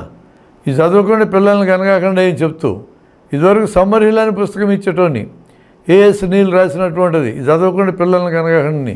ఎవడు మాట వింటాడో ఎవడుండో నాకైతే తెలియదు, కానీ మొత్తమే చదివితే కొంత అర్థమవుతుంది. మనిషికి హ్యూమన్ రిలేషన్స్ వాల్యూస్, మానవ సంబంధాలు విలువలు, ఇది ఒక నైపుణ్యాల్లో భాగం. ఆశ అనేది పోకూడదు. నమ్మకము, నిజాయితీ, గౌరవము, నమ్రత, కృతజ్ఞత, ఇవన్నీ ఈ లిస్ట్ కింద వస్తాయి. అలాగే మానవ సంబంధాల నైపుణ్యాలు ఉన్నాయి. చిరునవ్వు, పేరు పెట్టి పలకరించడం, వినడము, శ్రద్ధగా వినడం, అభినందన, ఊరికూరికే ఫిర్యాదులు చేయకుండా ఉంటాం, ఊరికూరికి విమర్శించుకొని ఉంటాం, కనపడ్డంలో ఖండించకుండా ఉంటాం. ఇది కాక కమ్యూనికేషన్ స్కిల్స్, భావ ప్రకటన నైపుణ్యాలు, వ్యక్తిత్వ వికాస నైపుణ్యాలు, ప్రాబ్లమ్ సాల్వింగ్, సమస్యలు పరిష్కరించగలిగే నైపుణ్యాలు, టీమ్ బిల్డింగ్, 10 మందితో కలిసి ఎట్లా పనిచేయాలి అనే నైపుణ్యాలు, లీడర్షిప్ నైపుణ్యాలు, జనానికి నాయకత్వం వహించి నడిపించే నైపుణ్యాలు, ఇలాంటి నైపుణ్యాలన్నీ మనం నేర్పించాలి. ఎందుకోసమనంటే మన బ్రతుకులు బాగుపరుచుకోవడంతో పాటు మనతో ఉన్న జనం యొక్క బ్రతుకులు కూడా బాగుపరుచుకుంటేనే మన బ్రతుకులు బాగవుతాయి అనే ఫండమెంటల్ పాయింట్ దగ్గర నుంచి మనం నేర్పించాల్సిన అవసరం ఉంది. స్వార్థము, నిస్వార్థము. స్వార్థం తప్పనిసరిగా కావాలి. ఎంత అంటే మనం గౌరవంగా బాగా బతికేంత. ఖచ్చితంగా నిస్వార్థం కూడా ఉండాలి. అది లేకపోతే నీ స్వార్థం నెరవేరదు. మన హక్కులు నెరవేరడానికి ఇతరులు విధులు చేయాలన్నమే, అప్పుడు మన విధులు చేస్తే ఇతర హక్కులు నెరవేరుతాయి. ఇవి రెండు పరస్పరాధారితాలు. మనిషికి కోరిక బలంగా ఉండొచ్చు, నేను కాదన్నాం. కోరిక లేకపోతే మనిషి ముందుకు పోలేడు కదా. ఒక రైతుకు అలాంటి కోరిక కలిగింది, చాలా భూమి కావాలి నాకని. నేను మా ఊరి దగ్గర కొండెక్కి తపస్సు చేస్తున్నాడు దేవుడి గురించి. బ్రహ్మదేవుడు రాడు, ఆయన చాలా బిజీగా ఉంటాడు. జనాన్ని తయారు చేసే పని ఆయన ఎత్తునబడాలి. ఇప్పుడు పాకిస్తాన్, ఇండియా, బంగ్లాదేశ్, ఈ దేశాలంతా జనాభా పెంచుతుంది ఆయనే. దీనికి తోడు సాక్షి మహారాజు అని ఒక ఎంపీ గారు మన హిందువులందరూ నలుగురు గణాల జనాభా తగ్గుతుందని చెప్పాడు. అది కూడా బ్రహ్మదేవుని ఎత్తునబడాలి. దీన్ని చూసి ఒక ముఖ్యమంత్రి గారు, నేను పొరపాటున ఒక కొడుకుని కన్నా, అతను కూడా మహామేధావి, 2-3 కనుండాల్సింది పొరపాటు అయింది, మీరు కనీసం 2 కనండి అని మనకు చెప్పాడు. ఈ పని కూడా బ్రహ్మదేవుడిని ఎత్తినబడాలి. కాబట్టి బ్రహ్మదేవుడు ఎవరు తపస్సు చేసినా రాడు. ఇక విష్ణుమూర్తి కూడా రాడు. ఆయన పాల సముద్రంలో పామును చుట్టేసుకొని పడుకొని ఉంటాడు. పడుకొని ఉంటేనే ఋషులపై ఫిర్యాదులు చేయాలా, రాక్షసులు వచ్చి మా యజ్ఞాలు పాడు చేస్తున్నారని. సరే నేను వస్తానులే పా, నువ్వు బాయ్ మీరు పదండి బాయ్ వస్తానేను అని అంటాడు. ఆయన నెమ్మదిగా పోతాడు. ఇప్పటికి 10 అవతారాలు ఎత్తినాడు ఆయన ప్రాబ్లం సాల్వ్ చేయడానికి. ఇప్పుడు మన దేశంలో ఉండే ప్రాబ్లం సాల్వ్ కావాలంటే 200 అవతారాలు ఎత్తాలా. ఎప్పుడు వస్తాడో నేను కూడా ఎదురు చూస్తా ఉన్నాను ఆయన కోసం. ఆయన కూడా రాడు. ఇక్కడ శివుడు ఉన్నాడు, మహా హుషారైన మనిషి. ఆయన బాగా హుషారైనడు కాబట్టి డ్యాన్స్ మాస్టర్ చేసినాం, నటరాజు అన్నం. ఆయన వచ్చేసినాడు. ఏం కావాలి నీకు అన్నాడు. ల్యాండ్ కావాలి స్వామి, నాకు ల్యాండ్ కావాలన్నాడు. ఎంత కావాలరా అన్నాడు. ఆలోచించుకోలేదే అన్నాడు. ఇప్పుడు ఆలోచించుకొని చెప్పన్నాడు. ఎంత అంటే మరి ఘోరమైన తపస్సు చేసినా కదా, కాస్త ఎక్కువ ల్యాండ్ కోరుకోవడం తప్ప అన్నాడు. తప్పు కాదులేనైనా, అమరావతి దగ్గర ల్యాండ్ అడగగాక అసలే డిస్ప్యూట్లో ఉంది అది, వైజాగ్లో కూడా అడగగాక కొంచెం డేంజర్ ఉందాడా, మాకు అక్కడంతా వద్దులే సార్, నా కర్నూలులో ఇయ్యన్నాడు వాడు. ఇచ్చేస్తా రేపు పొద్దున్న రా అన్నాడు. పొద్దుబడిసే లోపల రా అన్నాడు. పొద్దుబడిసే లోపల శివుడు వచ్చినాడు, ఈశ్వరుడు, ఇంకో పక్క మనోడు వచ్చినాడు. ఇంక ఉరుకుతా స్వామి పరిగెత్తా అంటున్నాడు. కొంచెం ఆగరా అన్నాడు. నీకేమి స్వామి బుడిద పూసుకొని తిరుగుతావు, శ్మశానాలు పెట్టి, నీకు డబ్బుతో పని ఉండదు, భూమితో పని ఉండదు, నాకు ల్యాండ్ కావాలా, ఆగితే ఎకరాలు ఎకరాలు పోతాయి స్వామి అన్నాడు. నేను అదే చెప్పబోతున్నారా, ఎక్కడన్నా టిఫిన్కి ఆగితే ఎకరా పోద్దు అన్నాడు. ఆగనిలే అన్నాడు. భోంచేస్తే 2 ఎకరాలు పోద్దు అన్నాడు. తినలే అన్నాడు. మూత్ర విసర్జనకి వెళ్తే 1/4 ఎకరా పొయ్యలే స్వామి అన్నాడు. ఇంక పరిగెత్తరా అన్నాడు. ఇంక పరిగెత్తరా అన్నాడు. వెనక్కి తిరిగి చూడకుండా పరిగెత్తరా అన్నాడు. వాడు ఇంక పరుగు సాయంత్రం దాకా పరిగెత్తినాడు. నీళ్ళు తాగలే, టిఫిన్ చేయలే, అన్నం తినలా. ఇక ఎంతసేపటికి రాలే. ఈశ్వరుడే ఎదురు చూస్తున్నాడు వెళ్ళిపోవాలని, కైలాసం పోవాలా, పక్కన శ్రీశైలం పోవాలా. ఆయన చివరికి ఫర్లాంగ దూరంలో కనపడ్డాడు. వచ్చేసినాడు కదరాడు అనుకున్నాడు. ఎంత ల్యాండ్ తిరిగి వచ్చాడు వీడు. కర్నూలు నుంచి కోడుమూరు, కోడుమూరు నుంచి డోను, డోన్ నుంచి వెలుదుర్తి, మొత్తం తిరిగి వచ్చినట్టుంది అనుకున్నాడు ఆయన. వాడు అక్కడే పడిపోయాడు. ఎంతకి లేవడంలా. ఈయన ఎదురెళ్ళాడు. మెడలో పెట్టి చూశాడు. నాడి ఆటంలా, నాడి లేదు, చచ్చిపోయాడు. అంటే 12 గంటలు పరిగెత్తి బతుకుతారండి ఏం తినకుండా తాకుండా. ఇప్పుడు ఆశ అన్నమాట. చివరికి ఆ పక్కనే పొలాల్లో ఉండే రైతులను పిలిచి, మరి గడపార చిలకపార తీసుకురారా అని 6 అడుగులు పొడవు, 2 అడుగులు ఎడల్పు, 3 అడుగుల లోతు గొయ్యి తీసి వాడిని బండబెట్టి ఈయన శ్రీశైలం పోయిండు. మనిషికి భూమి ఎంత కావాలి? 6 అడుగులు ఫైనల్గా కావాల్సింది. 6 అడుగులు భూమిలో పండుకునే వాళ్ళకి ఎంతలా స్వార్థం అండి భూమి మీద. ప్రపంచాన్ని మింగేసేంత స్వార్థమా? లక్షల లక్షలు, కోట్లు కోట్లు దిగమింగడమా? బ్యాంకులు మొత్తాన్ని ముంచటమా? లక్షల కోట్లు ఈ పెద్ద మనుషులకు అప్పులు రద్దు చేయడమా? మొత్తం గవర్నమెంట్లో జనమందరూ కష్టపడి తయారు చేసిన ఆస్తులన్నింటినీ తెగనమ్మి ప్రైవేట్ వాళ్ళకి అప్పచెప్పటమా? అరే ఇంత అన్యాయమా? ఇతరులకు సహాయపడితే ఎంత ఆనందం కలుగుతుందో చెప్తా నేను. రైల్లో కూర్చోండి, అరటి పండ్లు బయటికి తినడం మొదలుపెట్టి నీ ఎదురుగా మనుషులు ఉంటారు. వాళ్ళకు ఒక అరటి పండు ఇవ్వడానికి పూనుకుంటావు. వాళ్ళు తీసుకొని నీతో పాటు తింటే హ్యాపీగా తింటావు. వాళ్ళు తీసుకోకపోయినా నువ్వు ఆఫర్ చేస్తే కాదన్నా కూడా నీకు సంతోషమే. వాళ్ళకి ఆఫర్ చేయకుండా నువ్వు అరటి పండ్లు తినేటప్పుడు దొంగ తిన్నట్టు తినాలి. నీ అరటి పండ్లు నువ్వు తినడానికి దొంగలాగా తినాలి. ఓ ముసలమ్మ రోడ్డు దాటలాగా ఇబ్బంది పడుతుంది. ఒక కుర్రోడు చేయబట్టుకొని రోడ్డు దాటిచ్చాడు. ఏమొస్తుంది అతనికి? ఎంత ఆనందం కలిగింది. వాడి ముఖం చూడు. యాక్సిడెంట్ అయితే తోడ్పడతాం, బ్లడ్ ఇస్తాం, ఎంత ఆనందం వాళ్ళకి. ఇంటికి పిలిచి తిండి పెడతాం ఫ్రెండ్స్ని. తిండి పెట్టినాక రేయ్ నువ్వు తిన్నది 100 రూపాయలైంది డబ్బులు కట్టమంటావా? ఎక్కడ నిన్నారా ఇట్లాంటిది? తిండి పెట్టి డబ్బులు అడగడం ఈ ప్రపంచంలో లేదు. ఇది మనకి ఎంత సంతోషం. బాగా తింటే ఆ వంట వండిన ఆమెకి ఎంత సంతోషం. తినకపోతేనే బాధ, సరిగ్గా లేదేమో అని. మంచి వంట చేసి పెట్టిన తల్లి అన్నదాత సుఖీభవ అని అంటే ఆ తల్లి ఒక రోజంతా నిద్రపోదు ఆనందంతో. ఇంత సులభంగా ఆనందం వస్తుంది. సంస్కృతిలో, భాషలో ఆదాన ప్రదానాలు ఉంటాయి. ఒకరి నుంచి ఒకరు ఎల్లప్పుడూ నేర్చుకుంటారు. మన నుంచి ముస్లింలు నేర్చుకుంటారు, క్రిస్టియన్లు నేర్చుకుంటారు, వాళ్ళ నుంచి మనం నేర్చుకుంటాం. మీకు అనుమానమా? ముస్లింలకి కాళ్ళకి మట్టెలు లేవు, మన నుంచి నేర్చుకున్నారు. హిందువులకి మన ప్రాంతంలో ముఖాలకు గుడ్డలు లేవు, వాళ్ళ నుంచి గుడ్డలు నేర్చుకున్నాం. 100 ఉన్నాయి ఒకరి నుంచి ఒకరు నేర్చుకునేవి. ఎప్పుడో పూర్వకాలంలో ముస్లింలు ద్రోహం చేశారు, బ్రిటిష్ వాళ్ళు ద్రోహం చేశారని మాట్లాడతారు. బ్రిటిష్ వాళ్ళు 200 ఏళ్ళు మన దేశాన్ని దోచిపెట్టారండి. పగ తీర్చుకొని శాతయుద్ధం చూద్దాం. పగ తీర్చుకోవాలంటే ఆ ద్రోహం చేసిన వాళ్ళు చచ్చిపోతారు. ఇప్పుడు బ్రిటన్లో ఉన్న వాళ్ళందరూ ఏ ద్రోహం చేయకపోతారు. ఎట్లా పగ తీర్చుకుంటారు మీరు? ఎప్పుడో 800 ఏళ్ళ నాటి ఈ దేశానికి ముస్లింలు వచ్చారు, పరిపాలించినారు, దేశంలో అరాజకాలు చేశారు. Right, okay. ఆ తర్వాత ఎన్ని తరాలు వచ్చినాయి, జనం కలిసిపోయినారు. వాడు ఎప్పుడో చేస్తే ఇప్పుడు పగ తీర్చుకోవాలా? ఎవడి మీద తీర్చుకుంటారా? 800 ఏళ్ళు వెనక్కి వెళ్ళి తీర్చుకోండి మీరు. ఇప్పుడున్న ముస్లింలు ఏం చేస్తున్నారు? వాళ్ళ మీద పడతారు ఎందుకు? వీళ్ళందరూ ఉగ్రవాదులని పేర్లు ఇస్తారేంది? ఇందాకనే చెప్పాగా కల్బుర్గిని చెప్పింది ఏ ఉగ్రవాదని. అందుకని ఇట్లాంటి తిక్కమాటలు మాట్లాడటం అర్ధరహితం. జీవితానికి లక్ష్యం సుఖం, సంతోషం. సుఖం శరీరానికి, సంతోషం మనసుకి. సుఖం ఎంతున్నా ఇతరుల సుఖం కోసం పనిచేయడంలో నీకు సుఖం ఉంది. ఈ విషయాన్ని మానవ జాతి గుర్తుంచుకుంటే 10 కాలాల పాటు బతుకుద్ది. నాకెందుకు ఇదంతా, ఎవడు ఎట్లా పోతా నాకెందుకు, నేను బతికితే చాలు, ఎవడు నాశనమైన నేనే బతకాలనుకుంటే మన నాశనం కూడా ఎంతో దూరం లేదు.